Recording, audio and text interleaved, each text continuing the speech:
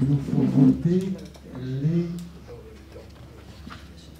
Ah oui, d'abord, le secrétaire de séance. Alors, est-ce que Mme Autant va être le secrétaire de séance? J'aime votre humour, je vous ai déjà dit non, je vous le redis. Ça J'aime bien votre humour, mais il faudrait que vous en ayez plus souvent. Bon, est-ce qu'on a un candidat ou une candidate? Allez, Anne Crespo est candidate. Est-ce que tout le monde est d'accord pour les lire?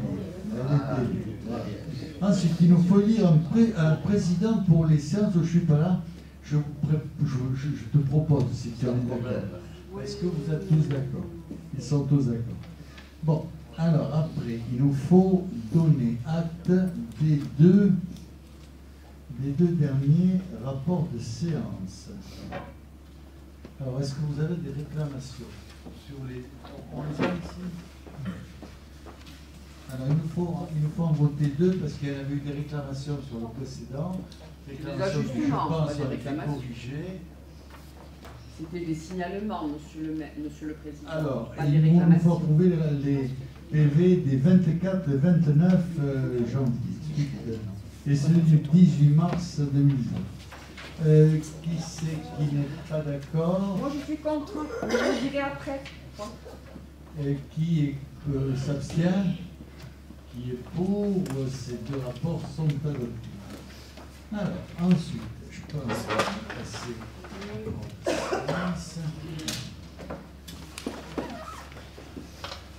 ça, que le premier, c'est moi qui rapporte.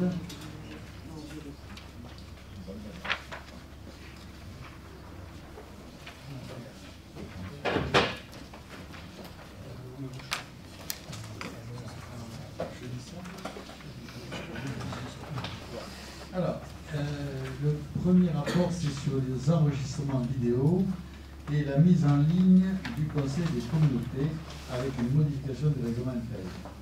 L'article L21-21-18 du Code général des collectivités territoriales précise que les séances des conseils municipaux sont publiques, sans préjudice des pouvoirs que le maire tient de l'article 21-21-16. Ces séances peuvent être retransmises par les moyens de communication audiovisuels. Sur le fondement de cet article, en vertu du caractère public des séances, il est possible d'enregistrer les débats et de les filmer. Le conseil de communauté a également la possibilité de décider non seulement que les débats seront enregistrés par vidéo, mais également qu'ils seront retransmis sur Internet. Actuellement, le règlement intérieur du conseil de communauté prévoit son article 44 relatif à l'enregistrement de débats que, sous réserve des dispositions relatives aux séances à huis clos, les débats de chaque séance feront l'objet d'un enregistrement audio. Afin de permettre une plus large consultation de ces séances, d'assister une véritable transparence dans la tenue du débat, il est proposé de modifier le règlement intérieur du conseil de communauté par application à l'article 48 de ce dernier, afin d'une part d'élargir les modalités d'enregistrement des débats en autorisant l'enregistrement vidéo et d'autre part d'autoriser parallèlement leur retransmission sur le site web de l'EPC. Il est par ailleurs précisé que cet enregistrement et les modalités de son organisation et de sa retransmission sera effectué au plus sous l'autorité et la compétence du président, en ses qualités de chef de l'administration chargée de l'exécution des délibérations et du président des séances de conseil. Il convient donc que le conseil se prononce sur cet enregistrement, sur la retransmission sur le site web et sur la modification corrélative du règlement intérieur. Voilà, considérant tout ça, nous sommes sommés d'approuver le principe d'enregistrement vidéo de séances du conseil de communauté et leur retransmission sur Internet via le site web de la CCPO. Dire que le règlement intérieur du conseil communautaire, notamment son titre 44, est modifié de manière à faire apparaître cette nouvelle modalité d'enregistrement de débat. Approuver le règlement intérieur modifié tel qu'annexé à la présente délibération. Je vous écoute. Oui, merci. Ça fonctionne, non? Oui, j'interviens pour les comptes rendus et la modification du règlement intérieur. Alors, concernant les comptes rendus filmés, alors, le seul compte rendu qui vaille, je l'ai dit 1000 fois, chacun le sait bien sûr, c'est le compte rendu qui est transcrit en papier, parce que ça permet d'aller plus vite vers ce que l'on cherche sans se taper un conseil ou municipal ou communautaire. C'est un grand plaisir, certes, mais moi je préfère me l'économiser. Donc ça, déjà, avoir accès à ce qui s'est dit dans une réunion, ne pas y donner un accès facilité, c'est dommage, ça vous ressemble, mais ça c'est un constat. Concernant les films, on voit la caméra, elle est positionnée ici, elle est fixe. Même vous, on n'a pas le plaisir de vous voir correctement. Donc, vous dire, quant à nous, ben, l'opposition, qui sommes ceux qui parlons peut-être un peu plus que le reste de l'Assemblée, on nous voit ou de profil ou de dos. Voilà, je ne suis pas sûre que ce soit absolument parfait. Peut-être qu'il y a une mode d'organisation qui permet de faire mieux en termes de prise de vue. Celui qui a été posté la dernière fois, enfin 2 fois, il y a eu un post audio et le post filmé, on n'entend rien. Donc il y a un problème de montage, donc c'est pas des comptes rendus. Contre. Concernant la modification du règlement intérieur, c'est pratique quand on fait des modifications, surtout quand on en fait plusieurs, d'être certain qu'il y en a où elles ont été réalisées. Par exemple, là on a bien vu le paragraphe concernant les films, mais moi je vote contre cette modification parce que je ne sais pas s'il n'y en a pas d'autres. Et comme je n'ai pas du tout envie de me taper tous les règlements intérieurs qui sont nés, qui ont été objet d'avenant, ben je ne l'ai pas voté. Voilà, ce sont mes... Alors il y a un autre sujet qui est intéressant dans le règlement intérieur, qui montre bien quand même que le président doit savoir ce qui se passe dans une assemblée, doit savoir ce qui se passe en permanence dans l'administration qu'il a l'honneur de diriger. C'est que vous êtes bien effectivement l'autorité et la compétence du président, ses qualités de chef de l'administration. Ça c'est pour revenir au rapport de la CRC où à peu près en permanence quand on vous posait des questions vous disiez je ne sais pas, et dans nos assemblées en général bien souvent quand on vous pose une question vous dites je ne sais pas et vous vous retournez vers l'administration en disant que ce sont les fonctionnaires qui font. Je pense que c'est vous qui pilotez. Voilà, c'est tout, merci. Y a-t-il d'autres interventions? Alors, c'est pas d'autres interventions. C'est un sujet délicat. C'est le sujet de la retransmission de ce qui se passe dans l'Assemblée. C'est très difficile. C'est très difficile. Une assemblée, quelle qu'elle soit, ce n'est pas une pièce de cinéma, ce n'est pas un acte de cinéma où on peut découper, refaire jouer la partie, etc. C'est quelque chose de vivant et qui est quelquefois complexe à suivre parce que on parle bien d'autorité du président, mais l'autorité du président dans une assemblée aussi indisciplinée que celle qui nous avons ensuite à l'attitude de l'opposition complique les choses extrêmement. Alors, j'ai bien noté la volée de bois vert qui est donnée aux fonctionnaires qui font ce travail. Moi, je vais les défendre un peu parce que, comme je vous le dis, c'est extrêmement compliqué. Surtout quand les élus font preuve de désordre, si chacun parlait à son tour, calmement, brièvement si possible, parce que ce qui se conçoit clairement s'énonce clairement aussi, eh bien, les choses seraient beaucoup plus faciles pour eux. Là, c'est vrai que c'est difficile, et je compatis à la peine qu'ils ont d'essayer de faire quelque chose d'audible. En attendant, les gens qui veulent se donner la peine d'aller voir ce qui se passe sur Internet, ont une idée justement de l'attitude réciproque des élus de la majorité de l'opposition, et s'il n'y avait que cela, ce serait quand même extrêmement enrichissant pour eux. En ce qui concerne le fait que le président est censé être au courant de tout, c'est vrai. C'est vrai que pénalement, le président est responsable de tout ce qui se passe dans la mairie ou dans la communauté de communes. Mais dans la réalité, il ne peut pas être au courant de tout. C'est impossible. Donc, il faut bien qu'il fasse confiance à ses fonctionnaires, et ces fonctionnaires doivent le tenir au courant autant que faire se peut, sachant que ce autant que faire se peut est hautement relatif.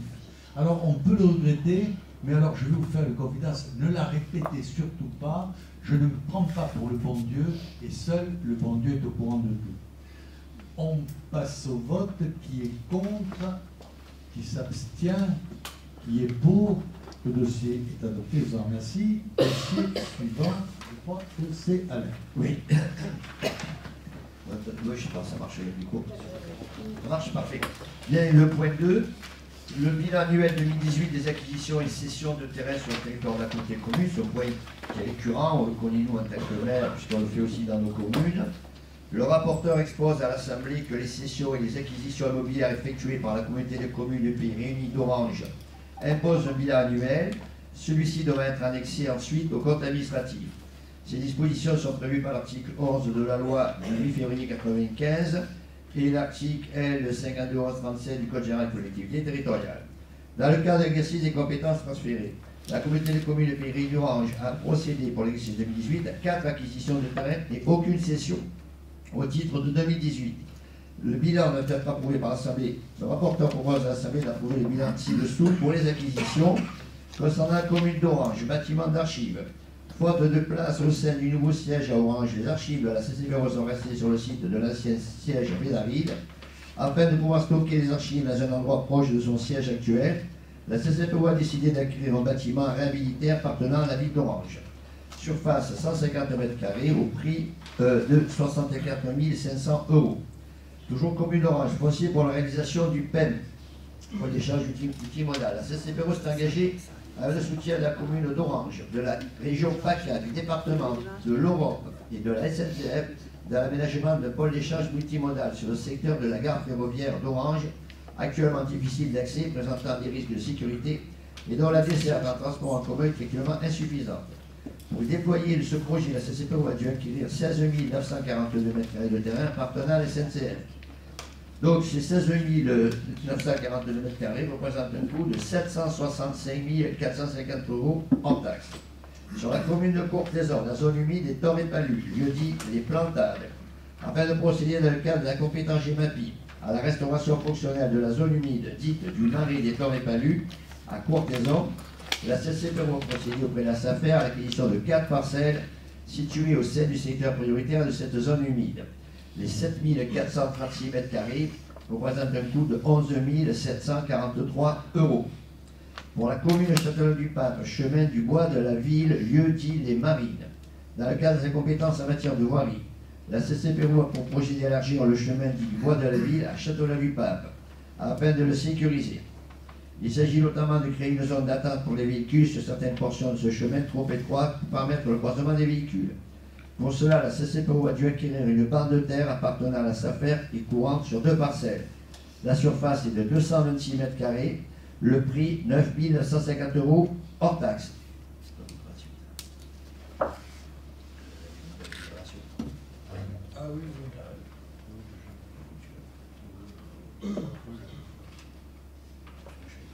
Alors,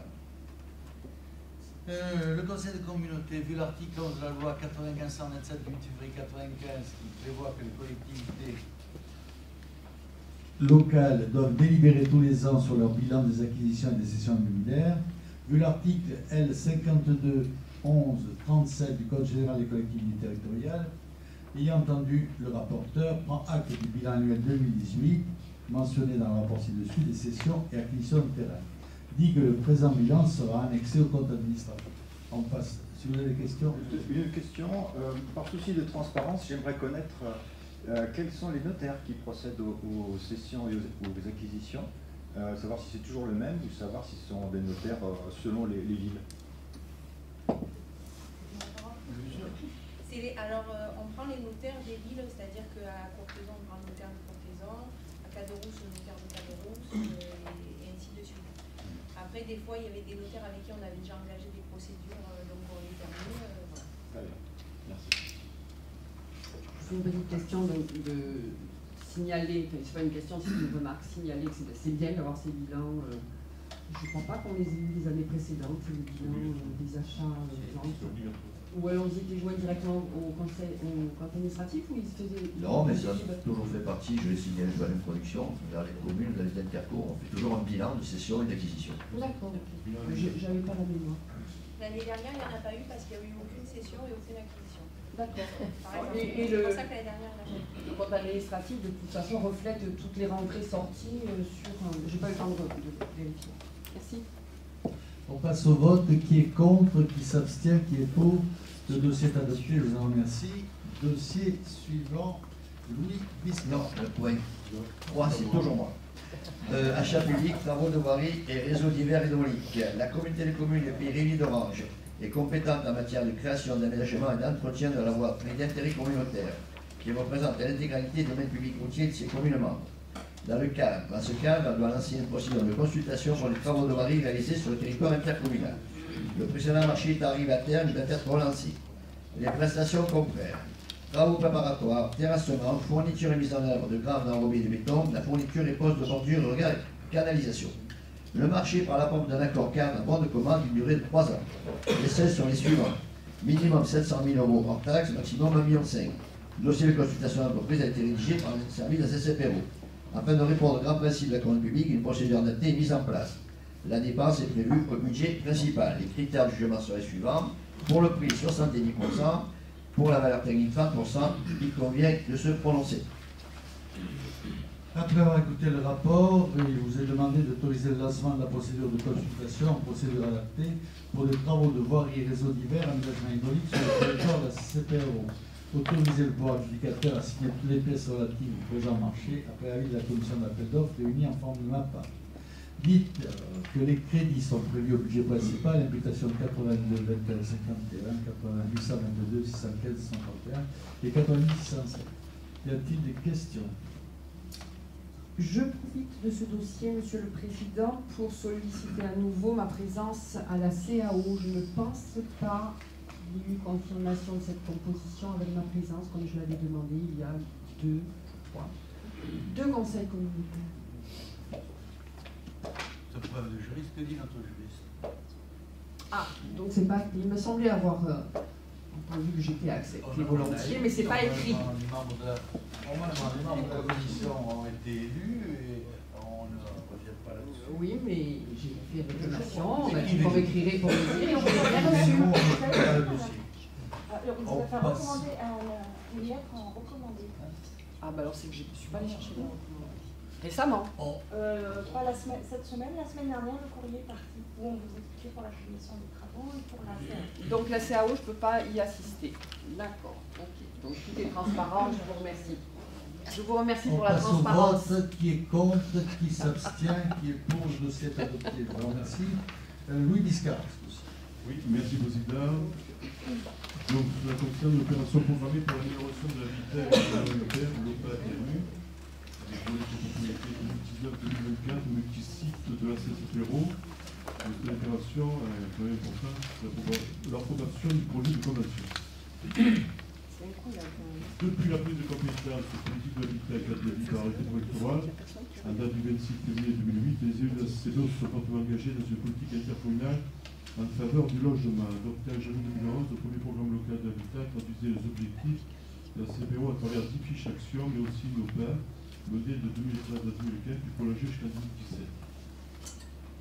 La communauté commune souhaite s'inscrire dans une démarche volontariste de revitalisation de ces centres anciens ou îlots périphériques dégradés.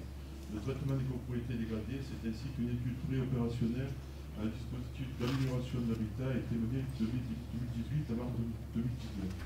À l'issue de cette étude, la CCPO décide de s'orienter sur une opération programmée pour l'amélioration de l'habitat et du renouvellement urbain 2014-2024, multi-site avec volet copropriété. Le projet de convention d'OPA-RU définit les modalités retenues par les différents signataires pour mener à bien un programme d'action sur 5 communes de la CCPO dans le cadre de sa politique communautaire en faveur de l'habitat. Le champ d'application de la présente convention s'écrit comme suit, donc sur les 5 communes, pour lesquelles les périmètres retenus correspondent au centre ancien plus ou moins élargi et la commune Orange pour laquelle deux périmètres distincts ont été retenus. Tout d'abord un périmètre centre ancien et ensuite un périmètre élargi à de l'habitat pavillonnaire ancien. Il est précisé qu'en dehors de ces périmètres, le dispositif programme d'intérêt général du Conseil départemental le PIC-PST s'applique pour les communes de moins de 2000 habitants, c'est-à-dire sur 4 sur 5 communes, Orange non profitable. Les périmètres concernés sont joints en annexe à la convention d'OPA-RU, conformément au projet de convention CNC qui a fait une réponse à ces enjeux. Les principaux objectifs généraux de l'OPA-RU sont de 4 ordres. Le premier point, lutter contre l'habitat vacant et ou très dégradé, l'habitat indigne des propriétaires occupants et des propriétaires bailleurs en corollaire aux loyers bien précis. Le point 2, c'est lutter contre la précarité énergétique, aide aux propriétaires occupants très modestes en priorité. Le point 3, c'est répondre au maintien à domicile des personnes de ressources modestes et à mobilité réduite, handicapées et personnes âgées. Le point 4, enfin, c'est accompagner les petites copropriétés dans leur redressement de situation par le biais d'aide aux syndicats de copropriétaires. À l'échelle de chaque centre ancien, il s'agira d'intervenir sur toutes les thématiques, alors qu'à l'échelle du périmètre élargi d'Orange, l'intervention portera seulement sur les propriétaires occupants, exclusivement sur les thématiques énergie du programme Habitat Mieux de l'ANA et thématiques autonomie et maintien à domicile des seniors et personnes en situation de handicap. Les objectifs complémentaires sont les suivants. En premier point, la mise en place d'une cellule de lutte contre l'habitat intime dans le KRU de la CCPO. Point 2, un travail commun de repérage des îlots et des immeubles dégradés pour en faire l'objet d'une restructuration d'un projet spécifique d'aménagement. Le point 3, c'est la réalisation de diagnostics de critères sur les copropriétés de plus de 50 euros présentant un profil de fragilité ou de dégradation. Alors, les objectifs quantitatifs, je ne vais pas vous citer commune par commune, je vais vous citer le global donc, au niveau de notre intercommunalité. Propriétaire occupant, ça représente 110 dossiers. Propriétaire bailleur, ça représente 75 dossiers. Syndic de copropriétaire, 20 dossiers. Diagnostic multicritère copropriétaire supérieur à 50 euros, 5 dossiers. Et veille repérage îlot dégradé, ça représente, et aussi l'habitat indigne, ça représente 7 dossiers. Il est rappelé que seuls les logements répondant aux normes de décence seront financés dans le cadre de l'OPA-RU. Les logements ou locaux non occupés après travaux devront faire l'objet d'une financement de l'OPA-RU. Les enveloppes budgétaires annuelles indiquées ci-dessous sont calculées sur la base d'objectifs quantitatifs et des travaux moyens subventionnés par dossier. Les enveloppes sont fongibles entre propriétaires occupants et propriétaires bailleurs. L'équipe opérationnelle chargée de suivi d'animation de cet OPA-RU sera soumise à l'appel de candidature. La CCPO s'engage à mettre en place une équipe opérationnelle de suivi animation pendant toute la durée d'opération. Cette équipe doit mobiliser des compétences complémentaires financières, juridiques, techniques et sociales. La CCPO s'engage à financer l'équipe opérationnelle en partenariat avec l'ANA, l'Agence nationale pour la gestion de l'habitat. La communauté commune s'engage à accorder une aide financière aux travaux dans la limite des dotations annuelles budgétaires disponibles, étant précisé que les communes sont financièrement solidaires de la CCPO. Les taux s'appliquent sur le montant des dépenses subventionnelles hors taxes par l'Agence nationale de la gestion de l'habitat. Ils sont plafonnés. Alors, CCPO enveloppe prévisionnelle, donc c'est 439 920 euros sur 5 ans, c'est-à-dire pendant la durée de cette convention. Donc, propriétaire occupant 62 200, donc propriétaire bailleur 77 300, donc copropriété 40 000 et aide à l'ingénierie 268 420 euros. Enfin, chacun de se prononcer conseil municipal sur toutes les conventions de PARU multisite avec volet copropriété à la CCPO. Aujourd'hui, comme le conseil de communauté approuve le projet de convention de PARU avec volet copropriété de la CCPO. Permettez-moi, Monsieur le Président, d'ajouter simplement que le est ici pour le travail effectué sur ce dossier qui est très important pour l'intercommunalité, pour la commune de l'intercommunalité. Merci. Dans le cadre de la loi et après avis favorable de la commission prospective territoriale du 2 avril 2019, il nous est demandé de prendre acte des principales problématiques en matière d'habitat public qui se posent actuellement sur le territoire de la CCPO, d'approuver le projet de convention d'opération programme pour l'amélioration de l'habitat et renouvellement avec volet copropriété 2019-2024, multisite de la CCPO, si annexé à la présente. Décider de lancer une consultation pour retenir le bureau d'études en charge du suivi d'animation, solliciter les aides financières de l'ANA, du Conseil départemental de l'Opus de la région PACA, selon le plan de financement prévisionnel défini dans le projet de convention si annexé. Dire que l'enveloppe financière prévisionnelle de la CCPO est évaluée à 439 920 euros pour la durée de la convention PHRU, avec volet copropriété multisite de la CCPO. Autoriser le président à signer tout acte se rapportant à la présente délibération. Y a-t-il des questions? Oui, pardon, une petite observation, c'est que sur le tableau dont je vous ai parlé tout à l'heure, diagnostic et multicritère, vous avez sous les yeux, il y a eu un bug là. C'est 0 plus 0 plus 0, ça ne peut pas faire 5. Donc c'est sur Orange qui a les 5. C'est mon collègue de gauche, M. Mouchemont, qui me le fait remarquer. Donc confirmation par Sarah Pellerin. Donc erreur de frappe. Une erreur de frappe. C'est la faute à l'informatique. Bon, c'est un dossier effectivement important. Moi, j'ai juste Alors important pour les gens et pour l'activité économique, c'est effectivement dommage qu'il n'y ait pas plus de moyens. Je suppose que les moyens qu'on met sur cette ligne sont calés sur ce que met et la région, et l'ANA, etc. C'est dommage qu'ils ne mettent pas plus de sous. La cellule lutte contre l'habitat indigne et l'équipe opérationnelle de suivi animation, ça fonctionne comment? Ça s'est recruté comment? Ça marche. Qui y a-t-il dedans? C'est un marché qui sera lancé. Il n'y a pas de... C'est-à-dire aujourd'hui, donc, on vote, comme vous l'avez compris, l'opération programmée de l'habitat, qui est le bras armé du programme local de l'habitat, du PLH. Et ensuite, il va falloir, comme l'a dit le président, qu'il y ait un organisme. Soit ça peut se faire en interne, comme ça s'est fait par le passé. Ouais.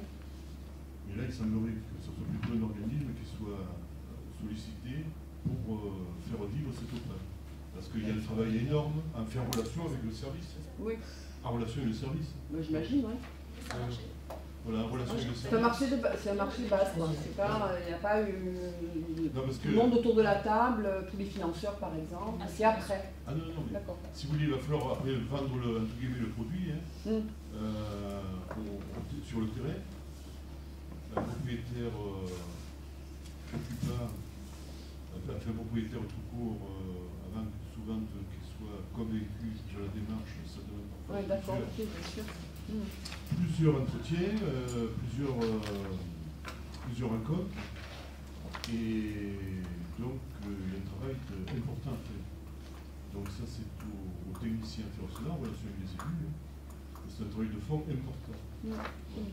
Alors bon, la première, enfin je parle pour les communes qui ont bénéficié de la première OPA. Bon, il y a déjà un travail qui a été fait en particulier sur les centres anciens, mais il reste à confirmer. C'est pour ça qu'il y a une seconde OPA et que s'il y a une seconde OPA, je ne parle pas pour Orange, c'est qu'il y a encore du travail à faire. Ça veut dire que les partenaires de la région, le département, et l'ANA, parce que c'est l'ANA qui avait la ressource dessus, c'est-à-dire l'État, sont convaincus qu'il faut continuer le travail. Bien sûr. Ouais, bien sûr. Je dois dire qu'en relation avec les services, il y a un travail de diagnostic qui a déjà été important de fait avec Solia. Qui a été important, on s'en est rendu compte tout à l'heure de la commission planification territoriale. Je ne sais pas si vous voulez rajouter l'autorisation spéciale, si vous voulez rajouter autre chose. Non, c'est bon. Bon, voilà. Je sais pas si oui, c'est bon. satisfait. Nous sommes satisfaits. On passe au vote. Qui est contre, qui s'abstient, qui est pour. Le dossier est adopté. Je vous remercie. Dossier suivant, Louis Biscard. Oui. Alors, le dossier suivant, et on rentre dans le cœur du sujet, toujours l'OPA, c'est la condition financière de la région par la province Côte d'Azur. Bon, je voulais lire le texte, c'est quand même, bon, peut-être le premier, bon, je vous lis, Depuis la prise de compétence donc, politique de l'habitat et de vie par le décret électoral, en date de 2008, les élus sont fortement engagés dans une politique intercommunale en faveur du logement. Ça, vous l'avez déjà entendu.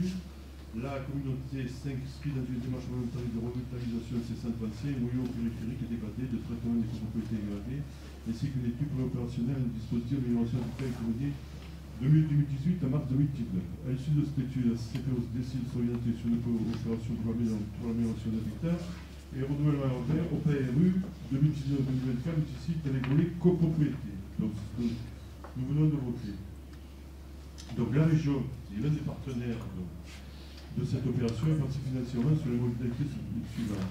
Conformément au cadre d'intervention en matière d'habitat délivré le 16 décembre 2016, la région s'engage à participer financièrement au projet des propriétés en combinant des aides de la CCPO.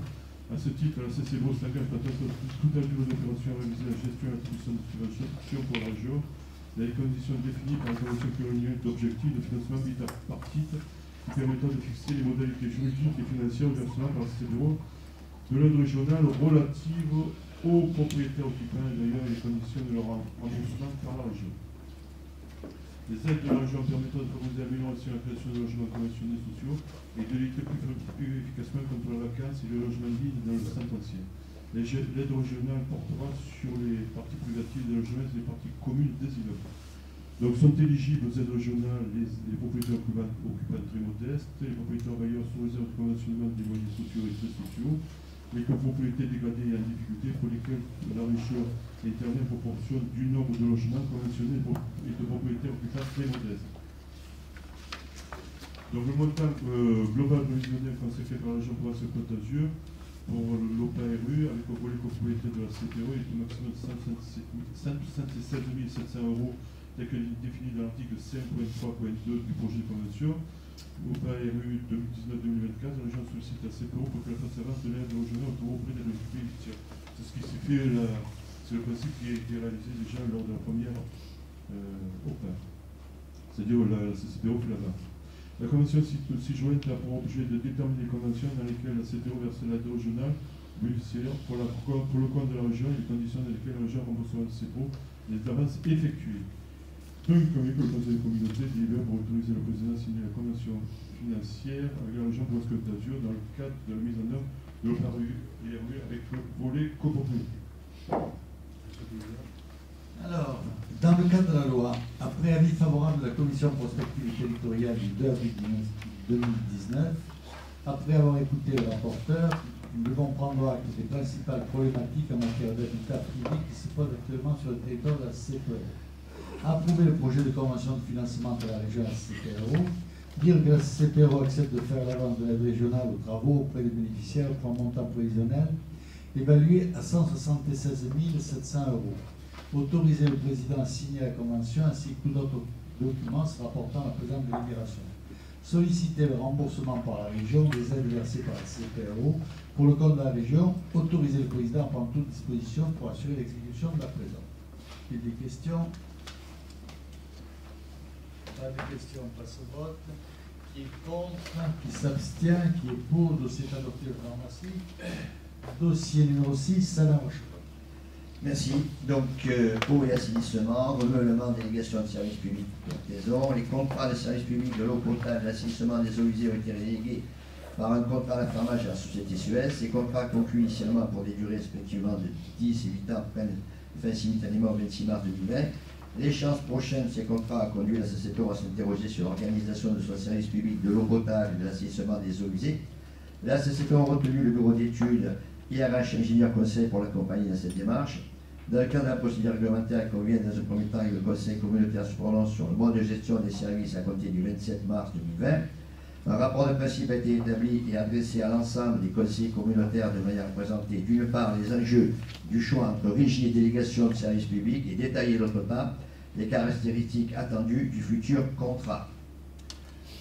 Dans le cadre de la loi, et après avoir écouté le rapporteur, il nous est demandé d'approuver le principe du recours à une procédure de délégation de services publics pour l'exploitation des services publics de l'eau potable et de l'assainissement des eaux usées de la ville de Courthézon.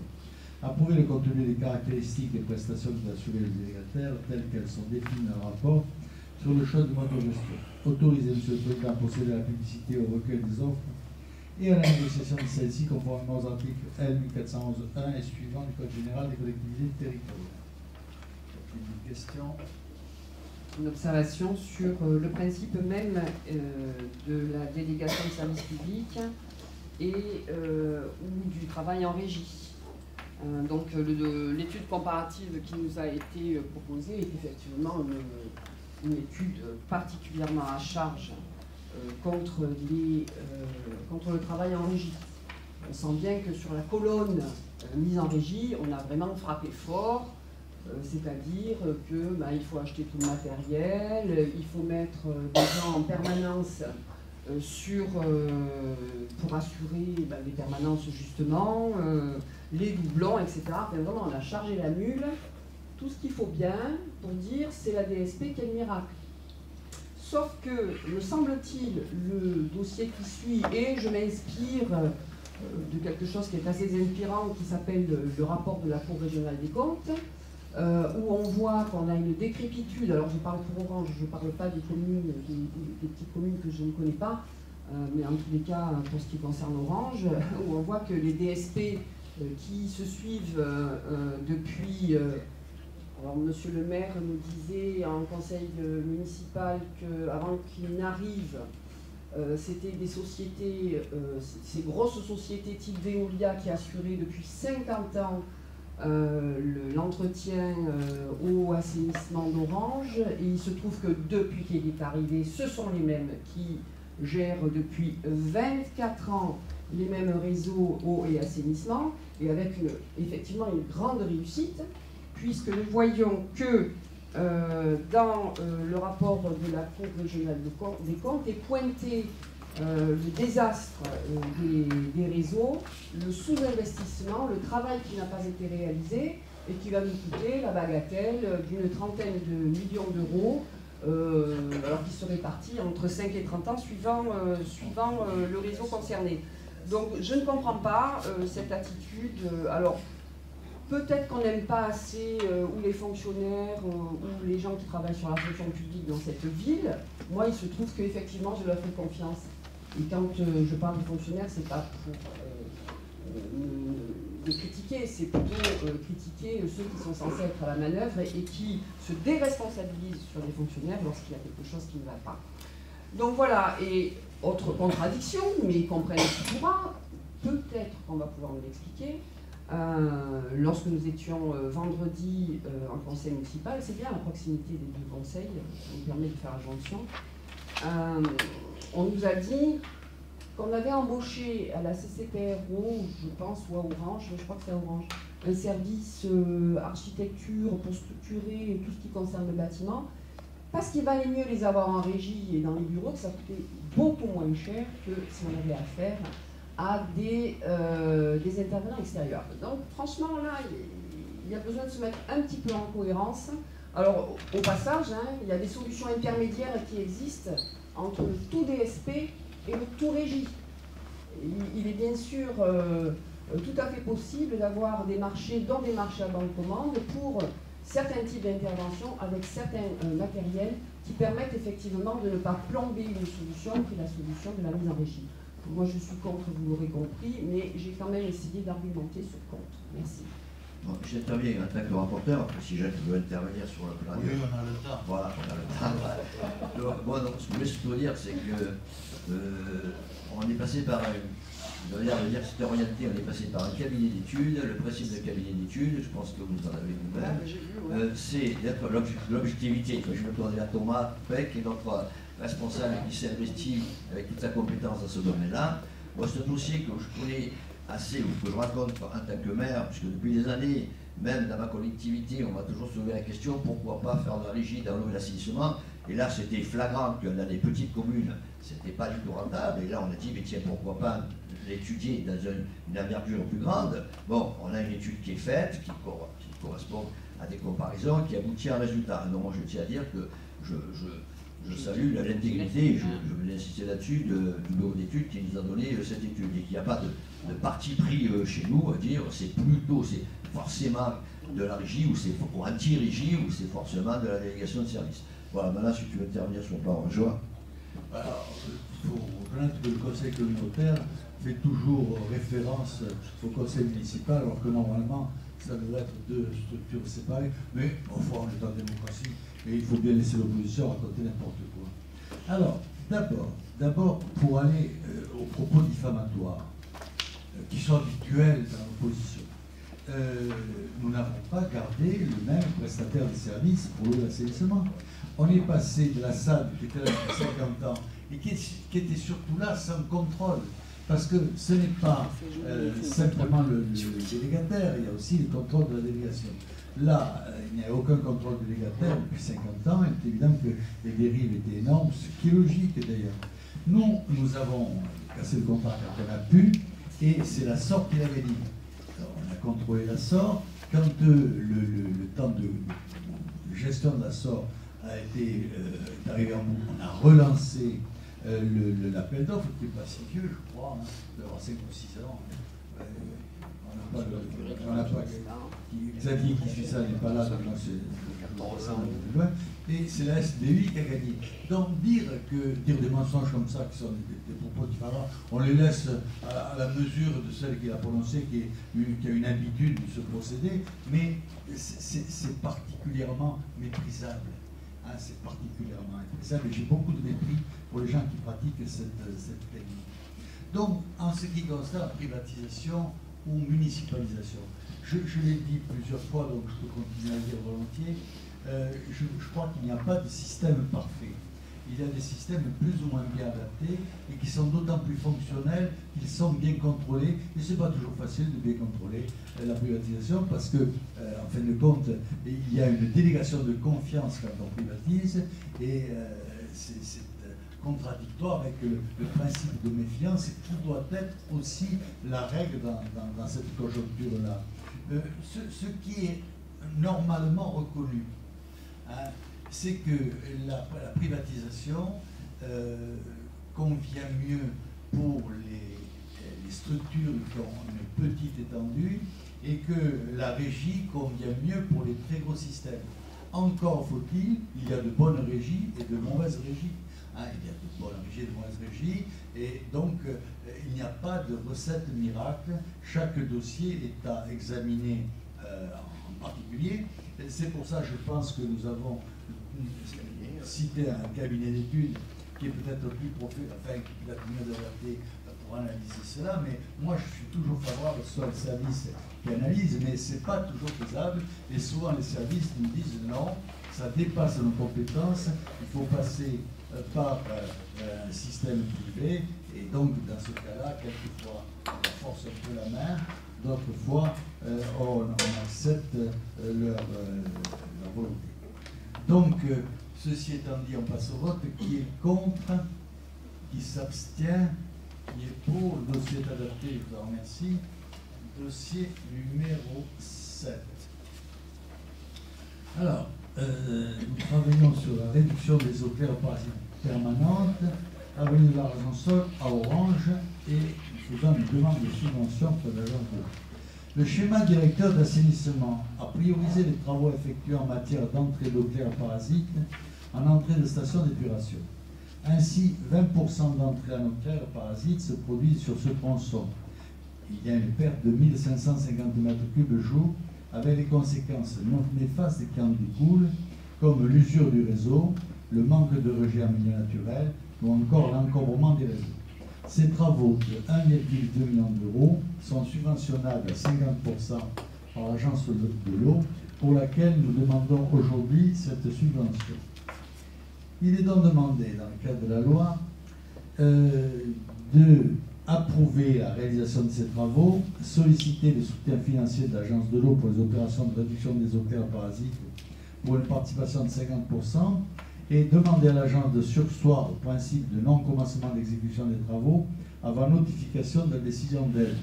Autorise le président à signer toute pièce rapportant à la présente délibération. Est-ce que vous avez des questions? Juste, merci.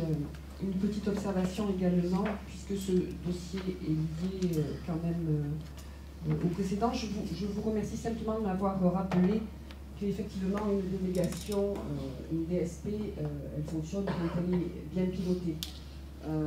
Et c'est vrai que concernant l'eau et l'assainissement, avec les précédents délégataires, la Cour régionale signale qu'il y a amélioration avec le nouveau délégataire depuis 2014, parce que par rapport aux autres, aux précédentes, contractualisées avec les précédents délégataires pour les deux DSP d'eau et d'assainissement, où le suivi était très lâche, si je puis m'exprimer ainsi. Donc simplement vous remercier de me rappeler qu'une DSP doit être suivie de très près, et c'est vrai que là, nous avons beaucoup de travail à faire.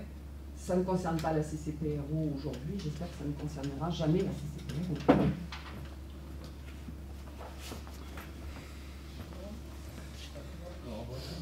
Je suis obligé de répondre, je veux bien qu'on enfile les portes ouvertes, etc. Alors, vous vous comportez en contrôleuse de travaux finis, selon une habitude immémoriale maintenant. C'est vrai que si l'on veut être objectif, il faut comparer ce qui est comparable. Et des pertes d'eau, il y en a dans tous les réseaux. Il n'y a pas un réseau en France où il n'y ait pas de pertes d'eau. Ce qui compte, c'est la relativisation de ces pertes d'eau. Il faut savoir que l'avenue de l'Argençol, qui est un gros trou hein, dans nos réseaux, elle est lancée depuis une vingtaine d'années. Hein, elle est lancée depuis une vingtaine d'années et c'est les problèmes administratifs inhérents à notre pays qui ont fait qu'on n'a pas pu le faire plus tôt. Mais si on avait pu, on aurait pu le faire plus tôt, on avait lancé les études, et puis il y a eu la loi sur l'eau qui est apparue à ce moment-là, qui nous a cassé nos études, il a fallu les relancer, et une loi sur l'eau sur un territoire aussi vaste que le territoire sus-évoqué, eh bien c'est quelque chose de long. Donc il n'y a aucune carence de l'équipe municipale, il y a une application de la loi qui est irréfutable, qu'on ne peut pas éviter. Mais bien sûr, quand on veut critiquer, on a toujours un moyen de le faire. Ça peut être fait intelligemment, et là c'est enrichissant. Ça peut être fait autrement, c'est le cas, on l'assume. On passe au vote. Qui est contre, qui s'abstient, qui est pour. Le dossier est adopté. Je vous remercie. Dossier numéro 8. Alors, il s'agit de renouvellement des canalisations d'eau potable, de faire des économies d'eau, d'améliorer le rendement du réseau pour cette avenue de l'Argençol et demander une subvention pleine de l'agence de l'eau. Le schéma directeur d'alimentation en eau potable a permis de définir la politique en matière de gestion et d'orientation du service public de l'eau. Ainsi, ce tronçon a été identifié comme le plus fuyard. Son remplacement permettra l'économie d'environ 100 mètres cubes de jour de vie. Ces travaux de 0,52 millions d'euros sont subventionnables à 50% par l'agence de l'eau, pour laquelle nous demandons aujourd'hui cette subvention. Il est donc demandé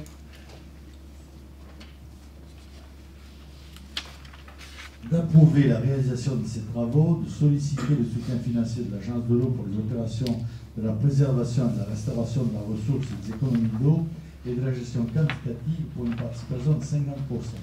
Solliciter auprès de l'agence de surseoir au principe de non-commencement d'exécution des travaux avant notification d'une décision d'aide et autoriser le président à signer toute pièce rapportant la présente délibération.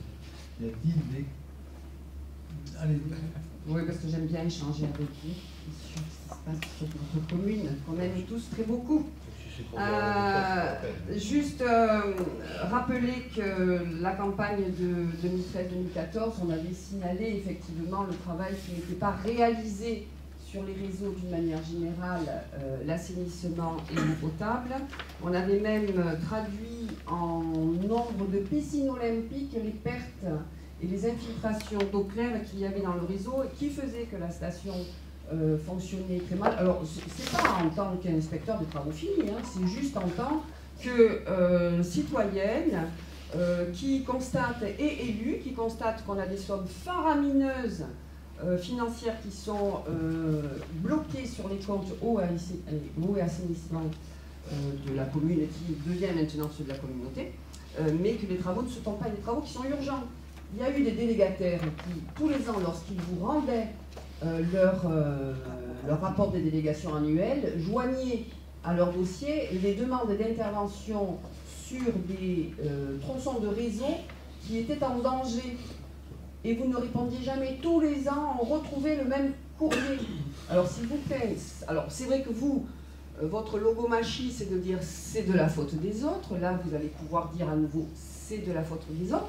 Mais c'est celui qui tient les cordons à la bourse et qui dit aux fonctionnaires qui sont prêts à y aller, allez-y, je vous donne l'autorisation et l'ordre de faire le job. Et vous ne l'avez pas fait. C'est délirant. C'est délirant. Monsieur Dair, c'est bien. Je voulais attirer votre attention sur la conjugaison des travaux avenue de l'Argençol et les travaux sur le pôle multimodal qui, je les vois arriver, vont se réaliser quasiment en même temps. Ce secteur, avenue des Mares, avenue d'Argençol, quartier de la Gare, est extrêmement passant et je vois arriver des difficultés de circulation assez monumentales. Je voudrais savoir si vous avez prévu quelque chose là-dessus. Une question. Alors, d'abord, avoir freiné les travaux. Les services en sont témoins, ceux qui ici sont là. Hein, les services en sont témoins. Je passe mon temps à demander à ce que les dossiers s'accélèrent. Je n'ai jamais freiné un dossier de travaux. Je freine quelquefois du fonctionnement, même régulièrement, mais je n'ai jamais freiné un dossier de travaux. Alors, on peut raconter n'importe quoi, vous le faites, Qu'est-ce que vous voulez que je fasse? Les travaux qui arrivent en même temps. Ben oui, les travaux qui arrivent en même temps, c'est possible. On peut pas à la fois, et dans le même temps, me reprocher de freiner les travaux et de les faire tous en même temps. Il faut choisir. Faut choisir. Donc on fait de notre mieux en allant toujours le plus vite possible pour les investissements. Je n'ai jamais freiné un investissement. L'ensemble des services m'en sont témoins. On passe au vote. Qui est contre? Qui s'abstient? Le dossier est adopté. Je vous en remercie. Dossier numéro 8, finances. Renouvellement des canalisations d'eau potable, économie d'eau et amélioration du rendement du réseau, avenue de l'Argentière. On répète. Vous voulez qu'on refasse? C'est là que j'ai voté. Alors, dossier numéro 9. Appel à projet Fonds Mobilité, activité continuité cyclable via Vénétia, liaison gare de Jonquière et Pelle de la gare d'Orange, tronçon de 5,6 km, demande de subvention. La réalisation de la via Vénétia est planifiée de Jonquière à Velleron sous autorité du conseil départemental de Vaucluse. La partie reliant la gare de Jonquière, le pôle d'échange multimodal, la gare d'Orange n'était pas initialement prévue. Afin de pouvoir réaliser ces travaux, une convention contrepartie vient d'être signée entre le conseil départemental, le syndicat de la Via Vénétia, la ville d'Orange et la CCPRO. Le montant de l'opération s'élève à 2,3 millions d'euros et est subventionnable à 40%, soit 0,9 millions d'euros. Il convient aujourd'hui d'approuver ce projet et de solliciter la subvention. Il vous est donc demandé. Tu vas ton là. Il vous est demandé d'accepter que ce dossier de projet de loi de demande de subvention soit accepté par les services. Pourquoi il va? On n'a pas la délibération. Mais personne ne l'a, je crois. On l'a pas. Enfin, c'est clair. On est pour ce très très beau dossier, bien sûr que l'on attend depuis très longtemps, parce que vous venez de nous dire au dossier précédent que jamais vous n'aviez bloqué les moindres travaux d'investissement sur la commune, mais qui a bloqué la traversée du territoire orangeois par la Via Vénétia depuis des lustres? Je vous pose la question. L'État, l'Europe, le bon Dieu, le diable, mais qui donc? Il y a plus d'autres questions, il n'y a pas d'autres questions. C'est un dossier qui n'était pas arrivé. On a pas dû le refuser, il n'est pas venu. Et on ne peut pas à la fois nous reprocher de trop goudronner et en même temps de ne pas avoir fait de goudron. Je suis désolé, c'est un dossier de goudronnage que nous avons accepté dès qu'il nous a présenté. Ce n'est pas nous qui avions la compétence. On passe au vote. Qui est contre, qui s'abstient, qui est pour, le dossier est adopté, je vous remercie. Dossier numéro 10. Il me paraîtra court d'argument. Alors, dossier numéro 10. Comme chaque année, nous vous présentons les comptes de gestion relatifs au budget suivi par la CPRO, à savoir le budget principal communauté de communes et ses 5 budgets annexes, les Granges Blanches 2, prestations de services, SPAN, Chemin d'Avignon et Malotière. Il s'agit ici de valider des écritures portées par le trésorier et qui sont en concordance avec nos écritures dans nos conseils d'administration. Il est précisé que les CG Chemin d'Avignon et Malotière doivent encore être votés car non clôturés chez le trésorier qui reste en attente de l'arrêté préfectoral fixant les conditions de transfert de ces actes. Les budgets annexes de l'eau et assainissement seront votés pour leur compte de gestion et compte administratif par les communes qui les géraient en 2018. Il est donc demandé de déclarer que les comptes de gestion du budget principal et du budget annexe, Granges Blanches 2, prestations de services, SPAN, Chemin d'Avignon et la Malotière de la CPRO, dressés pour l'exercice 2018 par le comptable public visé et certifié conforme par ordonnateur, n'appelle ni observation ni réserve de sa part. Y a-t-il des questions?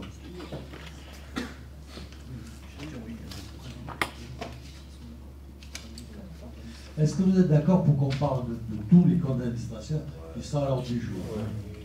Bon, s'il y a des questions, allez-y. Sur le compte administratif, non, là on est sur le compte de gestion, hein. Compte administratif, c'est pour après. Est-ce que vous avez des questions sur le compte de gestion?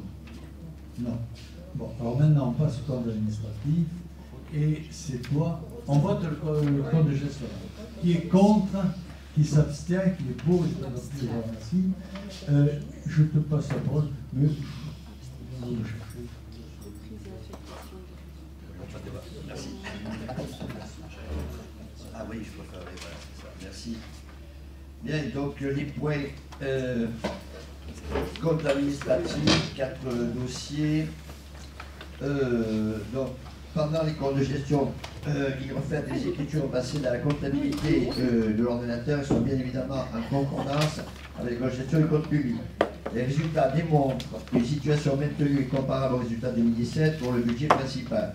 Les budgets annexes restent aussi sur des valeurs identiques en 2017, excepté celui des prestations de services qui commence à grossir dans ses recettes et dépenses.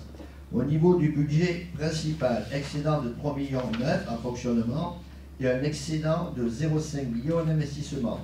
Des restes réalisés pour 4,4 millions. En budget annexe de la Grange Blanche 2, un déficit de 2 950 000 à l'exploitation, un excédent de 1 million en investissement. Aucun reste réalisé. En budget annexe prestations de services, déficit de 59, j'ai ralenti, déficit de 59 centimes en exploitation, et pas de section d'investissement, c'est un budget qui est très annexe.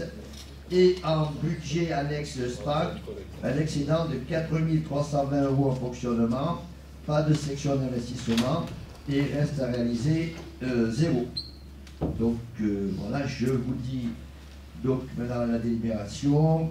Donc l'article du CGCT dispose que le libérateur procéder à l'arrêté officiel de ses comptes. Le code administratif rapproche toutes les décisions financières prises par le conseil communautaire en 2018 et présente l'ensemble des opérations réalisées au cours de cet exercice sur le budget principal comme suit. C'est les chiffres que je vous ai donnés tout à l'heure. Donc le conseil communautaire, vu le code général des collectivités territoriales, vu le budget 2018 et une décision modificative, après avis de la commission des finances qui s'est tenue le 2 avril 2019, il y a eu l'exposé du rapporteur et après avoir délibéré, donc j'ai dit vote, approuve le compte administratif, les comptes administratifs du budget qui vous a été présenté en annexe. Je mets au voix, Madame Longtemps, vous voulez intervenir? Oui, je voudrais intervenir sur le sujet des emprunts concernant la CCPRO et notamment le fait que aujourd'hui nous portons encore toujours le remboursement des emprunts qui étaient contractés dans la configuration précédente. Donc ce sujet a été présenté en commission et donc ce qui a été dit c'est que, alors vous me direz si je me trompe et si j'ai mal compris, le préfet aurait pris une décision concernant le désaccord qu'il y a dans le partage de l'avant et de l'après CCPRO. Donc vous, la CCPRO d'aujourd'hui a dit qu'il n'était pas d'accord avec cette décision. Vous attendez toujours le retour. Je ne sais pas si vous l'avez eu depuis. Et en tous les cas, ce qui a été dit en commission, c'est que si le retour n'était pas favorable à la CCPRO orangeoise, bien, il y aurait conflit et tribunal, ce qui peut durer des lustres. Et ce qui nous a été dit également, c'est que pendant cette période, bien sûr, comme chacun paye sa part, bien, les petites communes seraient très largement impactées parce qu'elles devraient payer sur leurs recettes ces emprunts. Donc, alors, le principal intéressé est parti, c'est dommage, parce qu'il nous l'a déjà fait vendredi matin, quand on parlait des comptes administratifs, il s'est sauvé courageusement pour ne pas avoir ni à entendre, ni à répondre sur certains aspects du travail que nous faisons ici. Donc, ma remarque, c'est que je pense que Orange, dans la situation dans laquelle on est aujourd'hui, dans laquelle sont tout le monde, toutes les communes, aujourd'hui, a une part de responsabilité lourde. Orange se caractérise par des fonds de roulement et des réserves financières stratosphériques par rapport à l'ensemble des communes, grandes ou petites, du territoire français. Il me semble que la première des solidarités qui devrait être mise en œuvre, c'est que les communes, les petites communes, jusqu'à ce que le contentieux soit réglé, bénéficient du soutien et de la solidarité à hauteur de ce que leur coûte ce remboursement d'emprunt, pour qu'elles n'aient pas à payer pour les autres, notamment pour Orange. Donc voilà, je vous demande de demander, c'est votre intérêt, c'est celui de vos citoyens, vous faites ce que vous voulez, hein. Mais ce serait normal qu'Orange finance ce que vous, on vous oblige à financer aujourd'hui, compte tenu de cette situation qui est grave. Voilà, merci. Bon, très rapidement, donc vous avez débordé sur un sujet, puisque là on était dans le compte administratif, donc vous revenez effectivement sur le problème de la dette. On a bien entendu refusé la proposition du préfet qui englobe que Orange fasse partie au nombre d'habitants de la part de dette à supporter, alors que Orange n'y était pas, donc c'est de bon sens qu'on le refuse. C'est même pas une question de savoir s'il y a de l'argent ou s'il n'y a pas d'argent, c'est une question de justice, vous voyez. Donc ce point-là, eh bien, on espère qu'il va être tranché le plus tôt possible, de la même manière aussi qu'on attend à ce que le siège et tout soit commercialisé, qu'une bonne fois pour toutes, on ait créé la de facto séparation. Voilà. Donc maintenant, en tant que président de séance, je le rappelle, donc le but c'est de dire que le compte de gestion a été voté et que le compte administratif, on atteste que le compte administratif et le compte de gestion sont équivalents. Et on n'est pas dans un débat de valeur comme quand il s'agit du budget. Ici, c'est de dire que les chiffres sont honnêtes et ils sont bons. C'est à ce titre que traditionnellement le président ou le maire sort, ce qui a été fait ici, et en tant que président, je mets aux voix ces comptes administratifs, qui est contre, qui s'abstient. Abstention. Majorité, je vous remercie.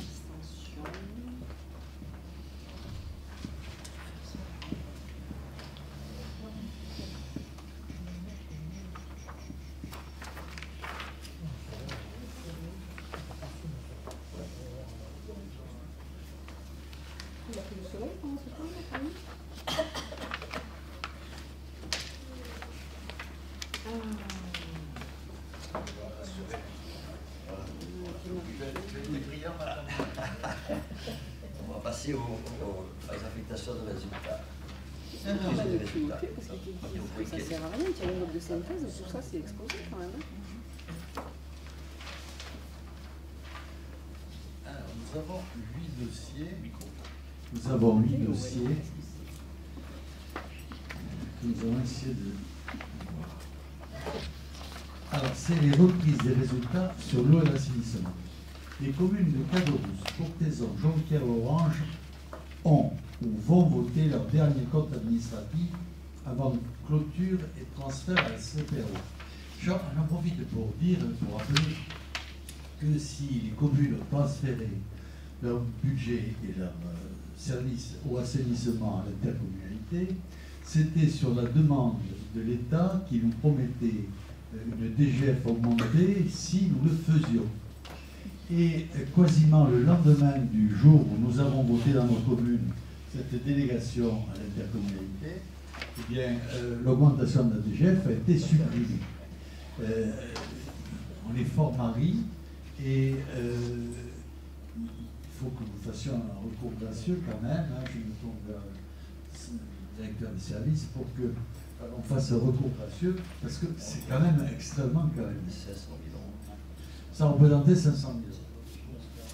Dès lors, se met en place la même chaîne que pour tous les budgets, à savoir la constatation et la reprise des résultats, leur affectation et enfin le vote du budget primitif. Ces délibérations proposent strictement de reprendre les résultats communs, commune par commune et budget annexe par budget annexe, ce qui explique leur nombre de 8. Ainsi, la délibération contradictoire de la commune pourra être rapprochée individuellement à celle de la CCPRO, validant les montants à reprendre. Il est à noter que certaines communes présentent un déficit. Suite au bureau du 1er avril, il a été proposé et accepté par les membres de donner le choix aux communes de conserver, de transférer en totalité ou partiellement leur excédent et déficit. Dans ce cas, on augmentera la souplesse pour le gouvernement. Ceci, bien sûr, dans le cadre strict de la loi. La loi prévoit que l'on peut le faire.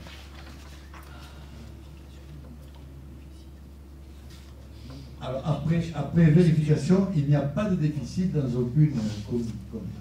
Et c'est très bien. Ici, tous mes collègues sont brillants.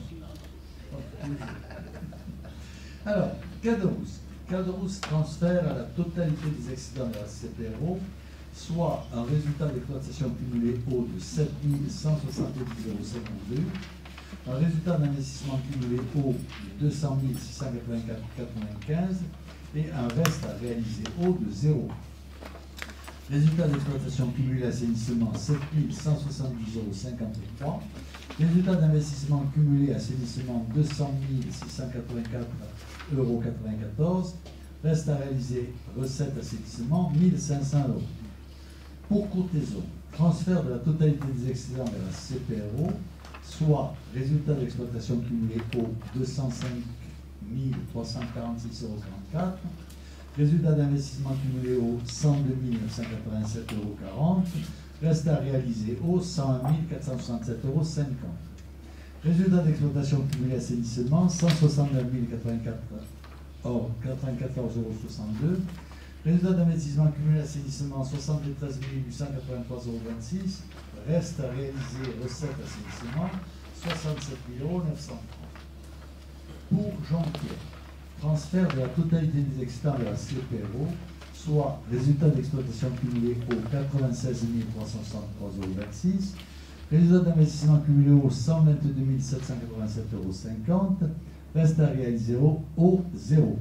Résultat d'exploitation cumulé assainissement 118 663,57 €. Résultat d'investissement cumulé assainissement 169 705,56 €. Reste à réaliser recette d'assainissement 103 658 €. Reste à réaliser dépenses d'assainissement 229 896,37 €. Pour Orange, transfert de la moitié de ses excédents vers la CPRO, soit résultat d'exploitation cumulé au 1 059 910,40 €. Résultat d'investissement cumulé au 255 598,93 €. Reste à réaliser dépenses au 98 276,89 €. Résultat d'exploitation cumulé assainissement 957 377,18 €. Résultat d'investissement cumulé assainissement 649 934,52 €. Reste à réaliser dépenses assainissement 25 145 €. Il nous est donc demandé de bien vouloir intégrer tous ces résultats. Y a-t-il des questions? Allez-y. Oui, une remarque. Donc je la fais ici, je la partage avec vous. Je l'ai déjà sur ce conseil communautaire et je me suis déjà exprimée à ce sujet au conseil municipal. J'aimerais avoir le texte qui autorise Orange à garder dans son budget général et à transférer dans son budget général une partie des fonds qu'elle a collectés auprès des utilisateurs des services publics pour faire un travail qui est un travail d'investissement, de maintien et de rénovation du réseau. Donc l'argent qui a été prélevé sur les consommateurs d'eau et du réseau d'assainissement était fait pour cela. Donc, on voit bien que cela n'a pas été fait. Alors ça doit être effectivement le vent, le soleil, le bon Dieu à nouveau qui ont empêché de le faire, mais il n'empêche que cela n'a pas été fait. Par contre, on a toujours besoin de le faire.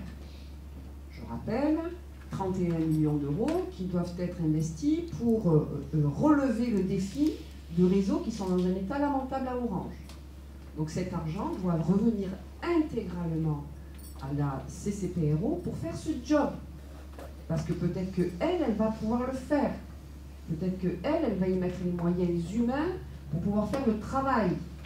Donc je pense qu'il y a détournement, au mieux, détournement de masse financière qui ont été prélevées auprès des consommateurs pour faire des choses, donc en confiance ils ont payé, cet argent il va être utilisé pour faire on ne sait pas quoi, parce que l'utilisation de l'argent à Orange, notamment quand on fait des achats de biens immobiliers, excusez-moi, mais l'intérêt de la chose, il est quand même largement sous-expliqué en tous les cas. Le travail de pédagogie n'a pas été fait. Alors je rappelle juste que la Cour régionale des comptes, elle met un gros trait rouge là-dessus. Que faites-vous de vos investissements immobiliers? Alors non, l'argent des Orangeois, l'argent qu'ils ont donné, pour qu'on s'occupe de leur réseau et qu'on s'en occupe correctement, doit revenir aux Orangeois sous une autre forme. Parce que qu'est-ce que ça propose, ça? Qu'est-ce que ça nous anticipe? C'est que demain, pour le faire le boulot, il va falloir aller chercher des sous. Et qu'est-ce qu'on va faire? Puisque vous avez descendu les surtaxes à la veille que la CCPRO récupère cette compétence. À la veille, vous avez baissé la surtaxe. C'est-à-dire que vous leur avez empêché, vous les empêchez de effectivement récupérer de l'argent pour faire le travail. Donc quoi? On va augmenter cette surtaxe pour pouvoir financer les travaux? C'est ça que vous proposez? Qu'une deuxième fois on fasse payer les Orangeois? Alors je suis contre ce dossier, mais je suis étonnée que les maires aient accepté qui ont joué eux le jeu en toute transparence avec des... Alors franchement, quand on regarde le bilan de gestion des budgets ou assainissement des autres mairies, on est scotché quand même. Il n'y a pas n'importe quoi en excédent sur les comptes, les restes à réaliser sont à zéro, le boulot il est fait, excusez-moi. Hein. Donc il y en a qui savent le faire. Donc voilà. C'est fini? Alors, la loi. Nous avons le guide des transferts des excédents, des déficits ou des excédents à l'EPCI. Et voilà ce qui est dit. Hormis le cas d'ESPIC, les résultats budgétaires de l'exercice précédent le transfert de compétences sont maintenus dans la comptabilité de la commune car ils sont la résultante de l'activité exercée par celle-ci lorsqu'elle était compétente. Conférer la fiche 314, paragraphe 314 de 2.3. Or, les SPIC sont soumis au principe de l'équilibre financier posé par les articles L 2224.1 et L 2224.2 du CGCT. L'application de ce principe nécessite l'individualisation des opérations relatives au SPIC dans un budget spécifique et son financement par la seule redevance acquittée par les usagers. C'est pourquoi il est admis que les résultats budgétaires du budget annexe communal, qu'il s'agisse d'excédents ou de déficits, peuvent être transférés en tout ou en partie. En tout ou en partie. J'ai bien dit en tout ou en partie. Ce transfert doit donner lieu à délibération concordante de l'EPCI et des communes concernées. Les opérations budgétaires et comptables de transfert des résultats budgétaires qui sont des opérations réelles sont alors les suivantes. C'est moins intéressant. Bon, ça, c'est la réponse à la préfecture, ça, c'est le côté juridique. Sur le côté philosophique, qui n'est pas inintéressant, je vous le concède largement. Nous ajoutons, par exemple, aux travaux routiers, nous ajoutons tous les ans entre 1 million et 2 millions d'euros. Les autres communes ne le font pas. Loin de nous l'idée de le leur reprocher. Hein. Et ceci se fait alors même que, comparativement, l'état des routes d'Orange n'ont rien à envier aux routes des autres communes du Vaucluse. Donc il y a une liberté de gestion dans le cadre de la loi de cet argent. Les réserves que nous transmettons sont largement suffisantes pour faire les travaux qu'il y a à faire dans l'avenir et il ne doit pas y avoir d'augmentation de la taxe au assainissement, je le dis très clairement. Voilà, on passe au vote. Qui est contre, qui s'abstient, qui est pour, le dossier est adopté, je vous remercie. Nous allons voir les points 23 et 24, affectation des résultats au assainissement. Après avoir repris par commune les résultats de ces deux budgets annexes, il convient de les affecter. Concrètement, nous additionnons ici tous les résultats de ces budgets et nous les insérons dans le budget annexe concerné, soit en fonctionnement, soit en investissement. L'affectation comptable sur le budget primitif est globale, mais le service finance suivra des enveloppes de travaux où chaque commune bénéficiera de l'affectation positive ou négative de ces résultats constatés. Ces enveloppes seront suivies comme les enveloppes de travaux du budget principal, la surtaxe ou l'emprunt servant de variable d'ajustement. Les résultats repris se décomposent comme suit. Repris pour l'eau. Reprise excédent eau, 1 369 390,62 €. Reprise excédent eau, 682 058,78 €. Reste à réaliser eau, 101 467,50 €. Reste à réaliser dépenses eau, 98 276,89 €. Assainissement. Reprise excédent assainissement, 1 252 304,90 €. Reprise excédent assainissement, 1 094 208,28 €. Reste à réaliser recette d'assainissement, 203 088 €. Reste à réaliser dépenses d'assainissement, 255 41,37 €. Il nous est demandé de bien vouloir accepter ces résultats.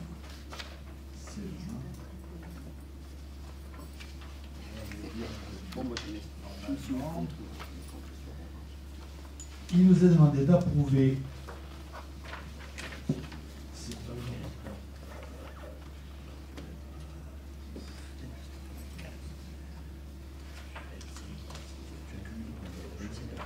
de 24, 25, 23, 24.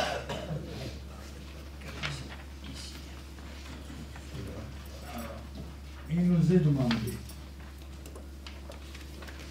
de dire que l'excédent de fonctionnement cumulé sera affecté pour 1368 790,62 €, la ligne budgétaire 02 en recette du budget annexe de l'eau, que l'excédent d'investissement cumulé sera repris, les chiffres que je vous ai dit tout à l'heure, etc. Et pareil pour la commune, c'est le 24, il est là, il est là. Pour la commune.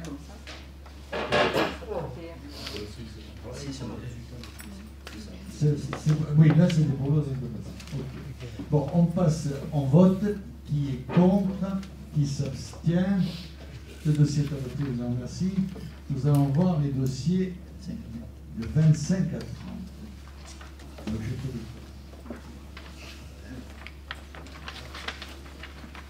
alors, 25 à 30. Après le vote des comptes administratifs des 4 budgets, la procédure veut que l'on reprenne et affecte les résultats en vue du vote des budgets primitifs. Pour notre collectivité, les résultats sont repris en l'état et affectés en priorité à un excédent de fonctionnement, déduction faite et couverture du déficit d'investissement et des restes à réaliser. Alors, on va aller voir la parole.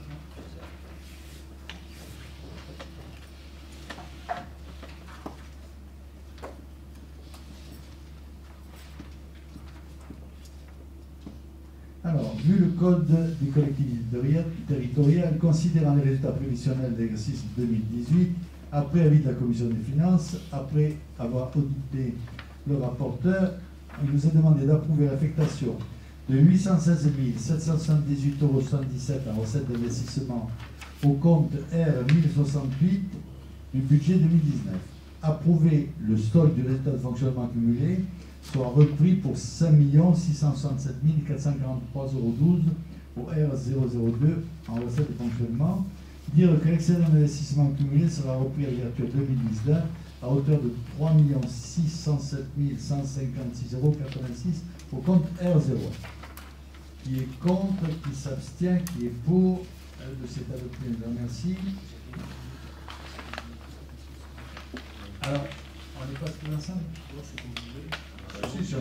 Si vous êtes d'accord pour que nous les passions du 25 à 30, on les vote ensemble. Donc, du 25 à 30, qui est contre, qui s'abstient, qui est pour le dossier. Qui sont adoptés, je vous en remercie. Dossier 31. Alors, le 31 est là.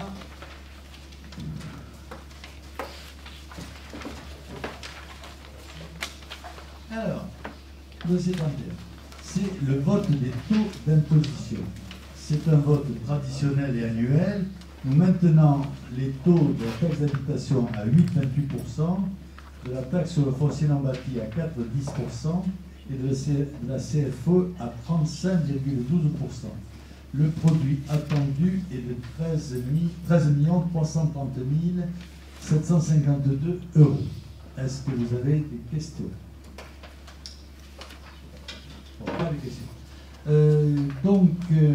Il nous est demandé de fixer les taux d'imposition pour l'année 2019 comme suit: TH 8,28, TF1NEP 4,10, CFE 35,12 et autoriser le président à signer tous les documents intervenant en application de la présente délibération. Le 32, c'est la fixation du taux de la taxe d'enlèvement des ordures ménagères. C'est un vote traditionnel et annuel. Nous vous proposons de maintenir le taux unifié à 10,20%. Le produit attendu est de 5 507 565 €. Après avoir écouté l'exposé du rapporteur et en avoir délibéré, il nous est demandé de fixer le taux de TEOM 2019 à 10,20 sur l'ensemble du territoire communautaire. Autoriser le président à signer l'État 1259 TEOM ainsi que toutes pièces rapportant la présente délibération. Est-ce que nous avons des questions? Oui. Allez-y. Des remarques, merci. Donc, première chose, je regrette qu'on n'ait pas de budget annexe concernant ce travail extrêmement important qui concerne la collecte et le traitement des déchets. Donc ce budget a été fondu dans le budget général à l'arrivée d'Orange à la manœuvre, même si c'était sous la présidence de M. Rochebonne, mais c'était Orange qui était à la manœuvre. Je tiens à dire que c'était la Chambre régionale des comptes qui nous l'avait demandé. Non. Ils ne l'ont pas demandé. Moi, je l'ai lu plusieurs fois. Ils ont dit que c'était possible. Et ce n'est pas la Chambre régionale des comptes, c'est le préfet qui vous l'a demandé. Qui vous a dit c'est possible. Mais quand vous regardez la littérature sur le pilotage des dépenses et des recettes, en tous les cas sur le pilotage de choses aussi spécifiques, la première chose qu'on vous dit, faites un budget annexe, c'est le seul moyen de piloter correctement. Et vous le savez pertinemment, je n'ai pas besoin de vous l'expliquer. C'est vous qui êtes à la manœuvre depuis des années, des décennies. Vous savez très bien qu'un budget annexe, ça vous permet de piloter. Et quand c'est fondu, ça permet de fondre et de rendre opaque les choses. Voilà. Donc ça, aujourd'hui, cette TEOM, on vote un taux, on ne sait pas si c'est nécessaire ou suffisant pour assurer un travail correct de collecte et d'investissement, hein, puisqu'aujourd'hui on est quand même dans une période d'investissement là-dessus, sur ce sujet, parce que c'est un sujet qui est lourd dans ce qu'on est en train de traverser en termes de réchauffement climatique et de pollution tous azimuts du monde qui est le nôtre. Nous avons fait, tous ensemble, parce que je considère que j'ai ma part de responsabilité, mais ceux qui passent des décennies au pilotage et qui ne veulent pas faire le boulot qui est à faire parce que ça serait mal vu de la part de leur... ils pensent que ce serait mal vu par leurs concitoyens et qui laissent filer, voilà ce qu'on a tricoté aujourd'hui pour les générations futures, et je ne sais pas si on arrivera à s'en sortir. Il n'empêche que, moi ce que je constate, c'est que, compte tenu de tout le matériel qu'il va falloir que la CCPRO rachète pour pouvoir compenser tout ce qui a été renvoyé à Orange, puisque comme les tuyaux qui sont sous terre, même le matériel était à la limite de la rupture, donc je pense qu'on a dû renvoyer à peu près tout ce qui est passé avec le budget, avec la compétence déchets, tout ce qui est passé est revenu à Orange, donc en gros matériel, bravo.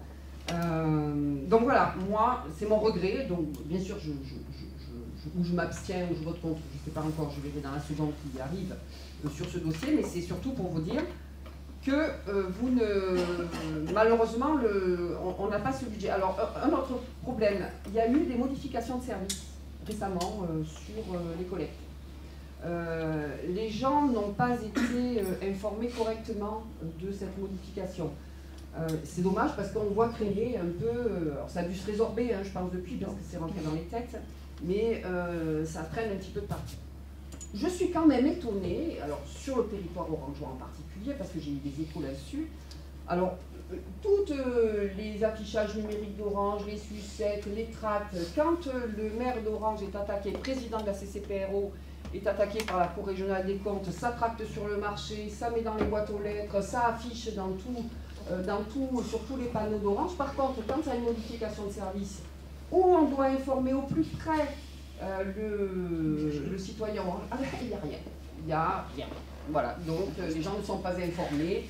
S'ils n'appellent pas la mairie tous les jours pour voir s'il y a une transformation, ils sont dans la merde. Donc voilà, pas bravo sur ce coup-là. Merci.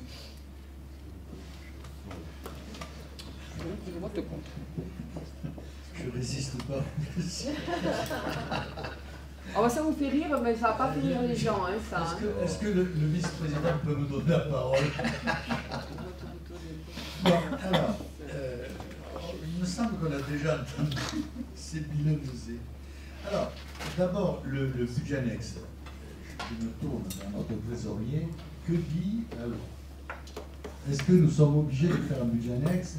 Est-ce nous sommes tenus de faire un budget annexe? Est-ce qu'il vaut mieux faire un budget annexe? Alors, comme c'est une taxe, il n'y a aucune obligation. Il y a une obligation quand c'est une redevance. Et il y avait un budget annexe qui était en cours, qui nous a été, on a eu la Chambre régionale des comptes, la question a été posée, qui a dit qu'on pouvait le supprimer, ce budget annexe. Et pour terminer, vous avez dans le compte administratif une annexe qui récapitule les recettes et dépenses de fonctionnement et d'investissement liées à cette compétence-là. Donc il n'y a pas vraiment d'utilité puisqu'on peut le retracer tout à fait. Il me semble que cela n'est pas totalement incohérent. Par ailleurs, en tant que gestionnaire, les élus gestionnaires, on préfère toujours faire payer le service que nous donnons au vrai prix. On ne rêve pas de financer un service par le budget général, ou bien alors on est un mauvais gestionnaire. Or, je ne crois pas que nous soyons des mauvais gestionnaires. J'ai même la faiblesse de croire qu'à la table, il y a plutôt de bons gestionnaires que de mauvais. Donc, c'est le premier point. Donc, le compte administratif nous permet de savoir le coût de ce service et c'est parfaitement légal. Par ailleurs, on va le répéter à satiété, mais la qualité de la gestion, elle ne dépend pas de la manière dont sont affectés les résultats et les recettes. C'est pas ça. La qualité de la gestion, c'est autre chose. C'est le fait que les services fassent leur travail volontiers et leur mieux possible, qu'ils soient motivés pour le faire, qu'on leur donne du matériel en bon état. Et je dois répondre je ne suis pas la 50e fois sur le fait que nous aurions gardé du matériel en mauvais état dans le service de ramassage d'ordures ménagères juste pour emmerder l'Interco. Ben non, on ne fonctionne pas comme ça. On ne savait pas que nous serions rattachés à cet Interco 6 mois avant d'y être rattachés. Donc nous avons géré le matériel communal comme on doit gérer le matériel communal, comme nous pensions qu'il fallait gérer, mais il se trouve que le matériel de ramassage d'ordures ménagères a un taux d'usure rapide et que au bout de 4-5 ans, il est à changer. Or, nous arrivons au bout de 4 ou 5 ans de notre intégration dans l'Interco d'Orange, et forcément, le matériel que nous avions est forcément aujourd'hui pérempté, quel que soit le moment où on l'avait acheté. Mais il faut avoir l'esprit mal tourné, vicieux, comme certains de l'opposition, pour ne pas comprendre ça. Alors la recherche, il y a un réchauffement climatique. C'est vrai, il y a un réchauffement climatique. Et incontestablement, il est mondial. Et quand on regarde les zones où la pollution est la plus grande, j'avais le tableau qui est paru, je crois, dans Le Monde, un journal que je ne recommande pas, mais qui quelquefois a des articles intéressants, où on avait la carte du monde où il y avait des excédents de CO2. Et les excédents de CO2, ils ne sont pas grands. Les excédents de CO2, ils sont sur l'Afrique, ils sont sur l'Inde et la Chine, et ils sont sur l'Amérique du Nord. Donc, pour une fois, Orange n'est pas responsable de l'ensemble du réchauffement climatique mondial, c'est d'autres pays qui le sont. Et par contre, le réchauffement climatique, ce n'est qu'un élément de la pollution généralisée qui se développe aujourd'hui. Et cette pollution est le fruit de l'augmentation de la population. Donc, quand on passe de 45 millions d'habitants à 65 millions d'habitants, la pollution augmente mathématiquement, on n'y peut rien. Hein. Donc, il faut éviter de faire des augmentations de population qui sont quelquefois embêtantes, comme pour la pollution, comme pour d'autres choses d'ailleurs. Et les gens qui mènent une politique opposée à celle-là, eh bien, en subiront les conséquences. Et d'ailleurs, même ceux qui sont opposés la subiront aussi. Alors, on peut les sornettes sur l'utilisation de la communication. Écoutez, c'est tellement dérisoire que je les foque pour dire le mépris que j'ai pour de telles affirmations. On passe au vote. Qui est contre, qui s'abstient, qui est pour le dossier adopté. Je vous en remercie. Voilà, je profite, puisqu'on est dans ce taux d'ordures ménagères, c'est un sujet important, on vient d'être évoqué, et je profite qu'il y a la presse qui est là pour insister là-dessus. On évoque pas mal d'éléments de climat climatique. Si on commençait aussi à insister, et on le fait nos qu'élus, sur le civisme ou l'incivisme de nos citoyens. C'est-à-dire que si chacun se prenait par la main et qu'il y ait vraiment un effort qui soit fait en matière de tri sélectif, en matière de responsabilité, en matière d'encombrants. Vous avez vu le budget que nous représentent les encombrants sauvages. C'est scandaleux. Voilà, donc on profite un peu de ce conseil communautaire de la presse pour dire, mais que chaque citoyen se dise qu'il peut aussi participer au bon budget de cette situation. Merci. Oui, bien sûr. Les ordures ménagères, je vois que ça inspire beaucoup de monde. Moi, ce que je voulais dire, c'est que ce qui se passait auparavant, c'est-à-dire qu'il y a un budget annexe, moi je trouve ça très bien parce qu'il y avait une transparence totale, je ne dis pas qu'elle n'est pas à l'heure actuelle, mais au moins c'était simple pour les élus. Donc, ce qui se passe là, c'est que la Chambre générale des comptes qui demande de plus en plus de transparence, moi j'ai été étonné à l'époque de cette observation. Je dis qu'il n'y a pas d'obligation, je l'entends, donc il n'y a pas de débat à ce niveau-là. Mais je trouve que la situation auparavant était bien meilleure en termes de gestion pour les élus qu'à l'heure actuelle, même si on arrive au même résultat. Voilà. En termes de transparence, parce qu'on nous dit transparence. Voilà. Du moment où on avait ce budget, c'est dommage de l'avoir supprimé, mais la Chambre des comptes, c'est pas pour ça que la Chambre des comptes dit toujours des vérités avec un V majuscule. On a dit que c'était pas interdit. C'est pas pareil. On a voté, donc on passe au point numéro 33 sur les APCP. Les APCP sont une programmation pluriannuelle d'investissement en cours de réalisation. Les autorisations de programme sont votées pour la durée d'opération. Les crédits de paiement sont mis en place pour une année définie et peuvent ainsi évoluer. Dans un souci de transparence, la CPRO a décidé de délibérer chaque année afin de modifier les AP et les CP.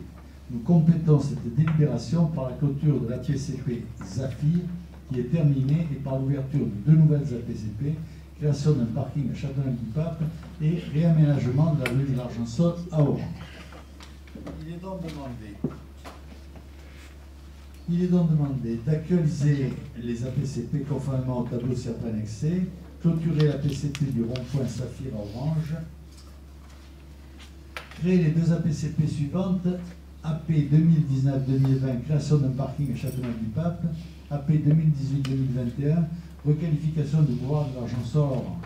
Autorise le président à assurer l'exécution dans le respect des crédits ouverts de paiement. Rappelle que ces autorisations de programme font l'objet d'un suivi ainsi que d'une évaluation annuelle portée à la connaissance du Conseil de communauté. Y a-t-il des questions?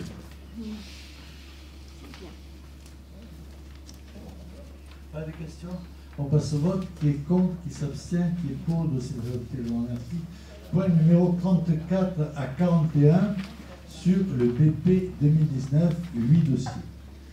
Dernier point concernant la préparation budgétaire, le vote des budgets. Nous voterons cette année les budgets principaux et 5 budgets annexes, Tranche Blanche 2, prestations de services, SPANC, eau et assainissement. Le budget principal a été compressé au maximum afin de ne pas subir l'augmentation d'imposition.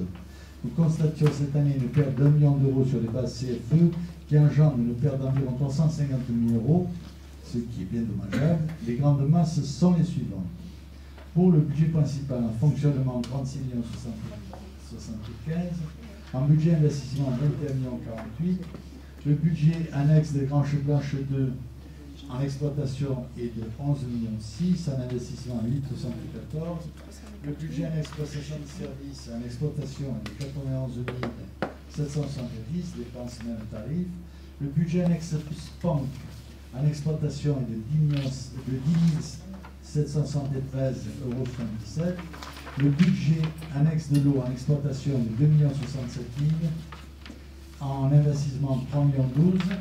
Le budget annexe additionnement est en exploitation de 2 063 000, en investissement de 3 16 000. Le budget annexe chemin d'Avignon en exploitation de 1 13 000, en investissement de 1 13 000. Le budget annexe la Malotière en exploitation de 6 43 000, en investissement de 6 40 000. Est-ce que nous avons des questions? Oui, merci Monsieur le Président. Une aparté avant de commencer. La pollution et les dérèglements climatiques sont le fruit du capitalisme, pas du tout de la surpopulation. Et si la Chine pollue, c'est vrai, c'est parce qu'elle est l'usine du monde pour notre consommation. Alors, la note de synthèse du budget 2019 évoque globalement une idée de continuité et une absence quasi totale du changement de ton que j'appelle de mes voeux en matière de prise en compte du développement économique. Vous persistez à jouer le rôle du pêcheur à la ligne qui attend assis que ça se passe. Se contenter de faire des routes et des ronds-points et des parkings n'a jamais fait venir une entreprise, ni créer des emplois. Lors de la dernière cérémonie des vœux, j'ai constaté que nos amis retraités étaient les seuls nouveaux arrivants que l'on accueillait cette année à Orange. Les retraités composent plus de 50% des ressources économiques qui irriguent notre territoire. Mais nous ne pouvons pas nous en contenter durablement. Notre base de ressources productives est réduite à 20%.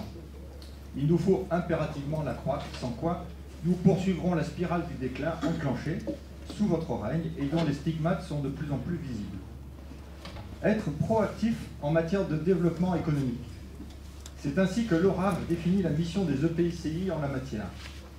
La région Sud a fléché des grands axes de développement économique qu'elle porte par l'intermédiaire du schéma régional de développement économique.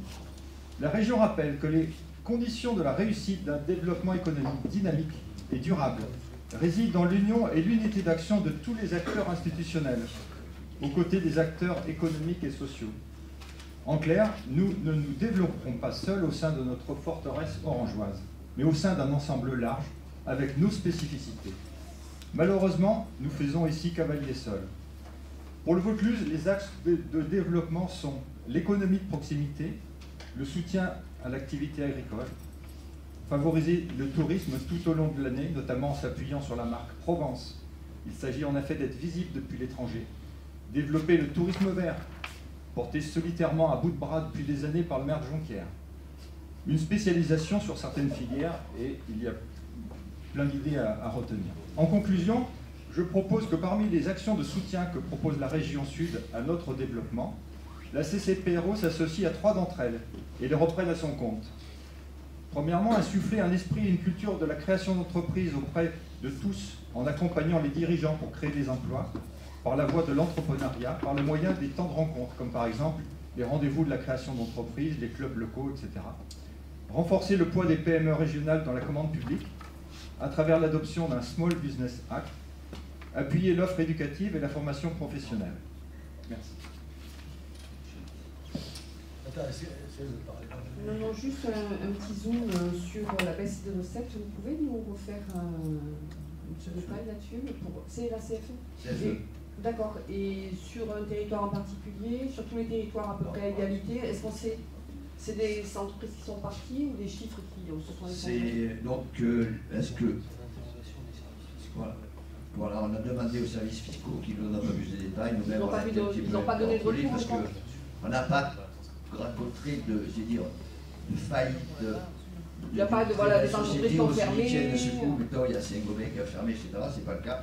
On a même été, nous-mêmes été surpris. Est-ce qu'il y a eu des bases qui ont été revues? Voilà. Donc, je vous réponds. Je prends la parole à l'autorisation du président. Je suis aussi président de la commission économique. Et puis, tu pourras peut-être intervenir, Claude. On a parlé de tourisme quand même, c'est un point qui est important. On est convaincu, M. Royer, moi je suis convaincu, je fais partie de ces gens qui sont convaincus qu'il faut développer l'économie dans nos intercos, comme on le fait dans nos villages. Bon, et on se bat pour installer des entreprises. Le problème, c'est que quelquefois, justement, on se retrouve avec des entreprises qui nous mettent les bâtons dans les roues pour que d'autres entreprises puissent venir s'installer. Alors après, vous-même faites partie de ces gens qui disent oui, mais ces entreprises-là n'apportent pas la richesse, ce sont des logisticiens, etc. Ben moi, quand il y a 250 emplois, 300 emplois à la clé, je me dis que ça fait partie des richesses. On est en train de travailler, Laurie, elle était là, je ne sais pas si elle n'est plus là, donc elle est chargée maintenant justement de travailler sur une base de données pour le petit commerce, les PME, les structures, de manière à ce que dans nos villages qui ont un potentiel, on puisse l'analyser. Et lorsque quelqu'un vient nous dire j'aimerais créer une activité, eh bien on lui dise voilà ce qu'on met à votre disposition. Alors voilà, je vous dirais, à la limite, on est tout à fait à votre cause. Il faut qu'il y ait un développement économique qui a l'avantage de nous apporter une richesse, on vient d'évoquer la CFE et Mme Autant, et puis développer l'emploi. Donc c'est le mal du siècle aujourd'hui, et tout corrobore. Ayant des zones d'activité, on y travaille dessus, mais facilitons encore une fois. Bon, je me rappelle qu'au niveau de la branche blanche 2, ben, le lot B, le lot C, va enfin prendre tournure dans les semaines qui suivent, enfin, André s'occupe du dossier. Donc voilà, c'est un dossier qui a été lourd à porter, mais qui nous générera de l'emploi. Et si on conteste la logistique, et bien, de toute façon, vous évoquiez tout à l'heure que la Chine produit beaucoup et que tout le monde travaille aujourd'hui avec de la logistique et que tout le monde a besoin de ces produits qui malheureusement ne sont pas tous français. Mais là, j'aurais encore sur peut-être le civil de chacun, ça va faire du Montebourg. Bon, il y a chacun de voir un petit peu, et puis il y en a aussi qui regardent leur porte-monnaie. Donc, sachez que nous sommes, et voilà, et au niveau tourisme, je rejoins tout à fait, et parfois je sais que Claude s'emploie à ce niveau-là, à développer le tourisme qui est une source de revenus formidable et qui fait le lien avec notre richesse viticole, c'est ce qu'on appelle le no-tourisme.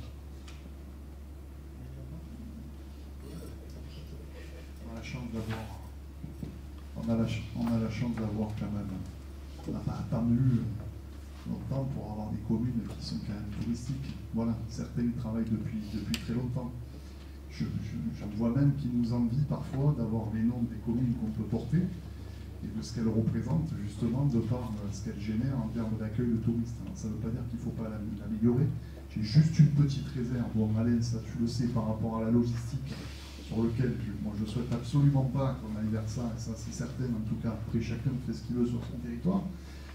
Mais on a beaucoup plus besoin de marketer les choses, d'augmenter la capacité d'accueil hôtelière et d'aller vers ces choses-là, vers des festivals et vers des choses qui marchent de ce point de vue-là. Ce qu'on a essayé de faire, vous savez, vous verrez, je vous invite à rencontrer le directeur de l'Office de tourisme qui a de bonnes idées.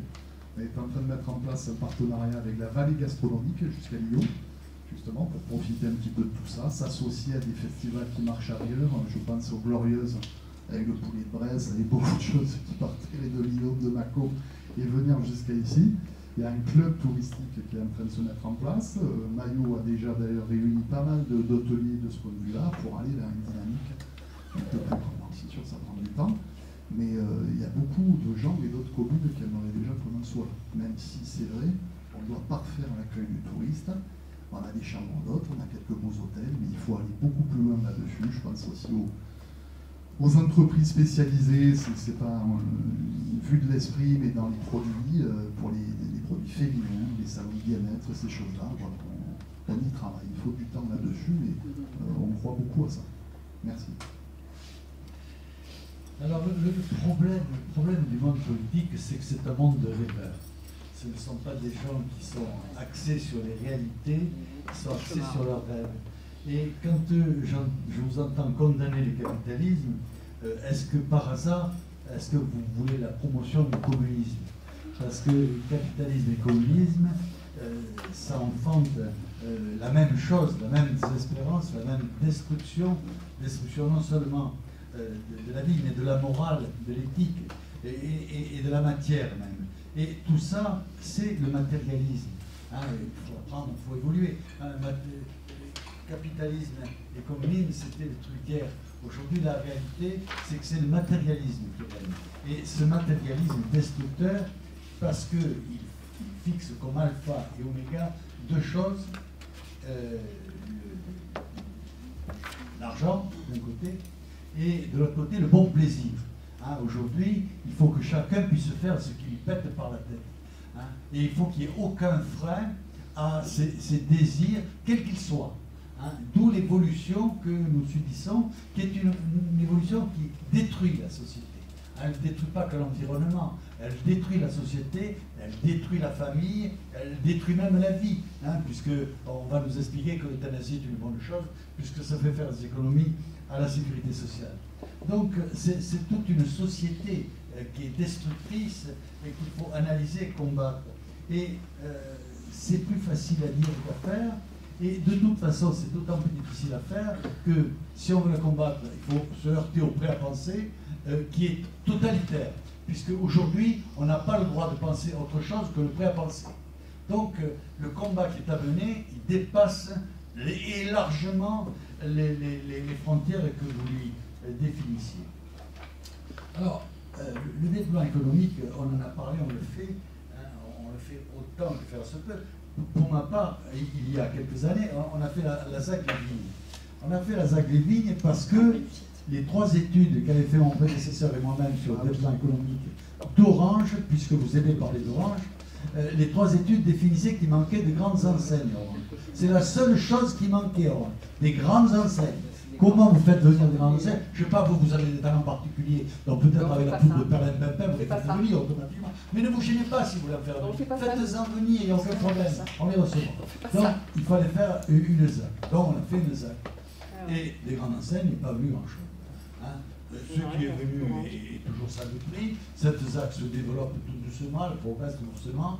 Elle bloque déjà une partie des gens qui allaient jusqu'à maintenant au champ. Elle en bloque une partie. C'était son objectif, un objectif est réussi. Mais très honnêtement, c'est pas ça qui a apporté une révolution économique à Orange, c'est pas ça. Pourtant, c'est ce que les spécialistes, hein, on avait payé pour avoir ces études. Les spécialistes nous disaient, on l'a fait avec les résultats qu'on sait. Par contre, on a vu des tas d'entreprises s'installer sur Orange, en dehors de la ZAC, hein, sur les actes de grande circulation. Et puis, en même temps, on a vu le cœur d'Orange, un affadissement, des fermetures de magasins, souvent dû d'ailleurs à une impression d'insécurité, puisqu'on est la ville la plus sûre du Vaucluse et de Provence. Malgré tout, il y a une apparence d'insécurité qui fait que certaines zones sont difficiles à vivre parce qu'elles sont moins parcourues par les gens. J'ai entendu qu'il n'y avait que des retraités qui viennent à Orange. Alors, si on n'est pas orangeant, on peut dire ça. Mais si on a les yeux ouverts, on voit que certes, il y a des retraités qui viennent à Orange, on les accueille volontiers, on est ravis de les accueillir, et on voudrait qu'ils en viennent encore plus, mais il n'y a pas que ça. Il y a beaucoup de jeunes, beaucoup. D'ailleurs, pour ne pas les voir, il faut se crever les yeux, hein, parce que si on a les yeux en face des tours, on les voit, les jeunes, hein, parce qu'ils sont visibles. Hein, ils sont visibles le soir, la nuit, tout le temps, et on les voit, hein, mais vous ne les voyez pas. Chacun voit ce qu'il veut. Donc, il y a une spirale de déclin, c'est vrai, en France, en Europe, et partout où le travail a été remplacé par les aides sociales. Il est bien évident que quand on gagne plus d'argent sans travailler qu'en travaillant, eh ben, ce n'est pas une incitation géniale au développement économique. Alors, tant qu'on ne changera pas ce point-là, eh bien, notre pays continuera de s'enfoncer dans la misère, et on partagera la misère au lieu de partager la richesse. Parce qu'on commence par partager la richesse, mais à force de partager la richesse, on partage la misère. Voilà où on en est, mais hélas, c'est pas, je voudrais bien que pouvoir le changer. D'ailleurs, si on veut faire un référendum là-dessus, je veux bien, moi. Je suis sûr qu'on fera le tabac. Mais ce référendum n'aura pas lieu. Parce que le référendum, c'est pas pour la liberté, c'est pour le pas penser. Je crois qu'on peut passer au vote de ces... Tu veux, bien sûr. Je pense que bon, les vice-présidents sont amenés quand même au moment du vote du budget collectif à s'exprimer. Je ne sais pas si Serge le fera. Mais moi, ce que je veux dire, je vais répéter ce que je vais dire, surtout sur le développement économique. Moi, je l'ai demandé déjà depuis un certain temps, et je te le redis, Président, c'est qu'on ait une réflexion concernant le développement économique. Et que je veux le développement économique, c'est toutes les compétences transport Logement, bon, aujourd'hui on a fait une avancée sur le logement avec l'opération programme de l'amélioration de l'habitat, mais le transport, j'aimerais que le service d'Orange, qui est un service municipal et communal, puisse être développé comme ça se fait sur la communauté d'agglomération voisine de la Corbe, sur les communes périphériques. Parce que si on veut inciter au développement économique, il faut aussi que nos salariés, et puis autres que les salariés seuls, ceux qui vivent sur les communes périphériques, puissent bénéficier de transports en commun, surtout que, bon, on a parlé de réchauffement climatique, ça peut peut-être jouer un peu. Alors il m'est répondu que bon, les transports en commun, ils sont de moins en moins utilisés, ou pas suffisamment utilisés, etc. Mais fait, je vois qu'ailleurs ça se développe.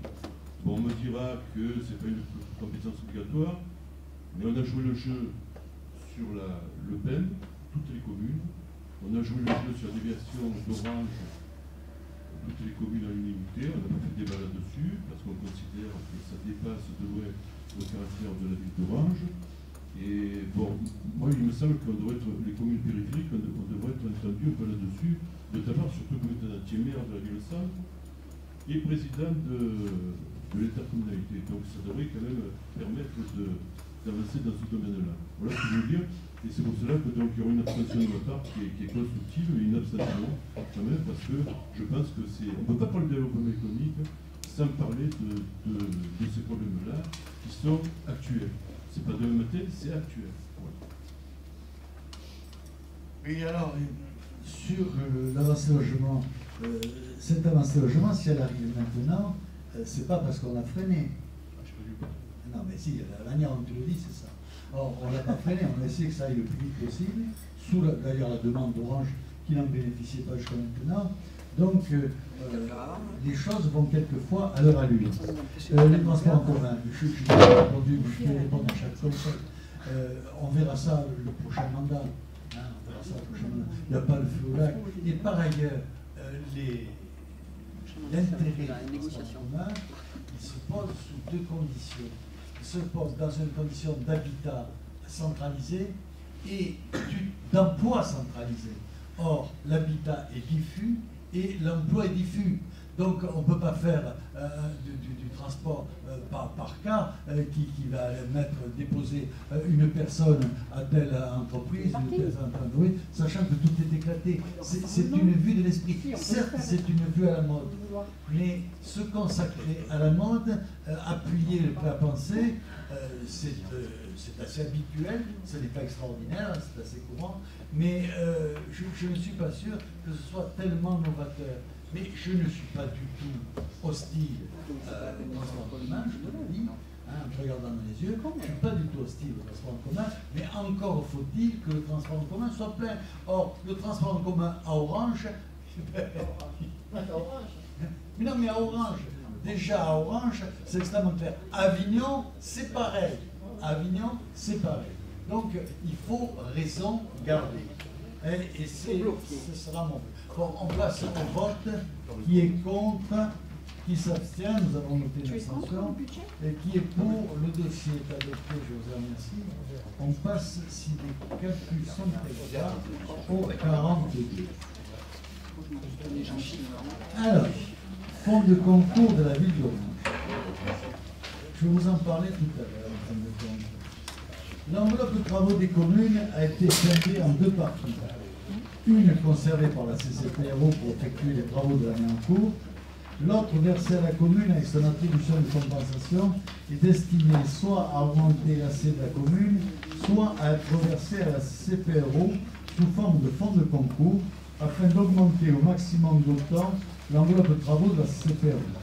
Les travaux d'Orange dépassant la capacité de son enveloppe de travaux, elle reversera un fonds de concours d'1,5 million d'euros, ce qui correspond en gros à ce que l'eau et l'assainissement a versé à la ville.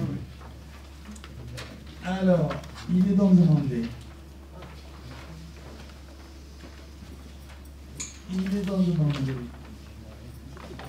d'accepter le versement d'un fonds de concours accordé par la commune d'Orange pour un montant de 1 500 000 en vue de participer à la réalisation de son programme annuel d'investissement. Dire que ce fonds de concours représente 34,26% du programme d'investissement prévisionnel Dire que les recettes seront inscrites au budget principal de la CPO chapitre 13 compte 13 241. Autorisez, Monsieur le Président, à signer tous les documents relatifs à ce dossier. Est-ce qu'il y a des questions? Oui, juste un tout petit mot à mettre en regard du long discours que vous venez de nous servir. Simplement, là où il y a une volonté, il y a un chemin. Donc, bien sûr, le transport peut s'organiser, bien sûr, on peut faire des points de regroupement, bien sûr, on peut faciliter les choses, bien sûr, on peut faire de la pédagogie. Donc, le bloqueur, le bloquant, le blocage, il s'appelle Jacques Bompard, il est toujours là, il s'exprime partout où il est. Là où il y a une volonté, il y a un chemin. Votre volonté de tout casser, votre volonté de tout détruire, votre volonté de tout bloquer, effectivement, vous la mettez en œuvre tous les jours et ce chemin-là, vous l'avez trouvé. Allez, on passe au vote. On passe au vote. Qui est contre? Qui s'abstient? Le dossier est adopté. S'il n'y a pas de questions diverses, c'est bien volontiers. S'il n'y a pas de questions diverses, je vous prie de les signer en commençant de côté et en finissant de l'autre. C'est parti, les filles.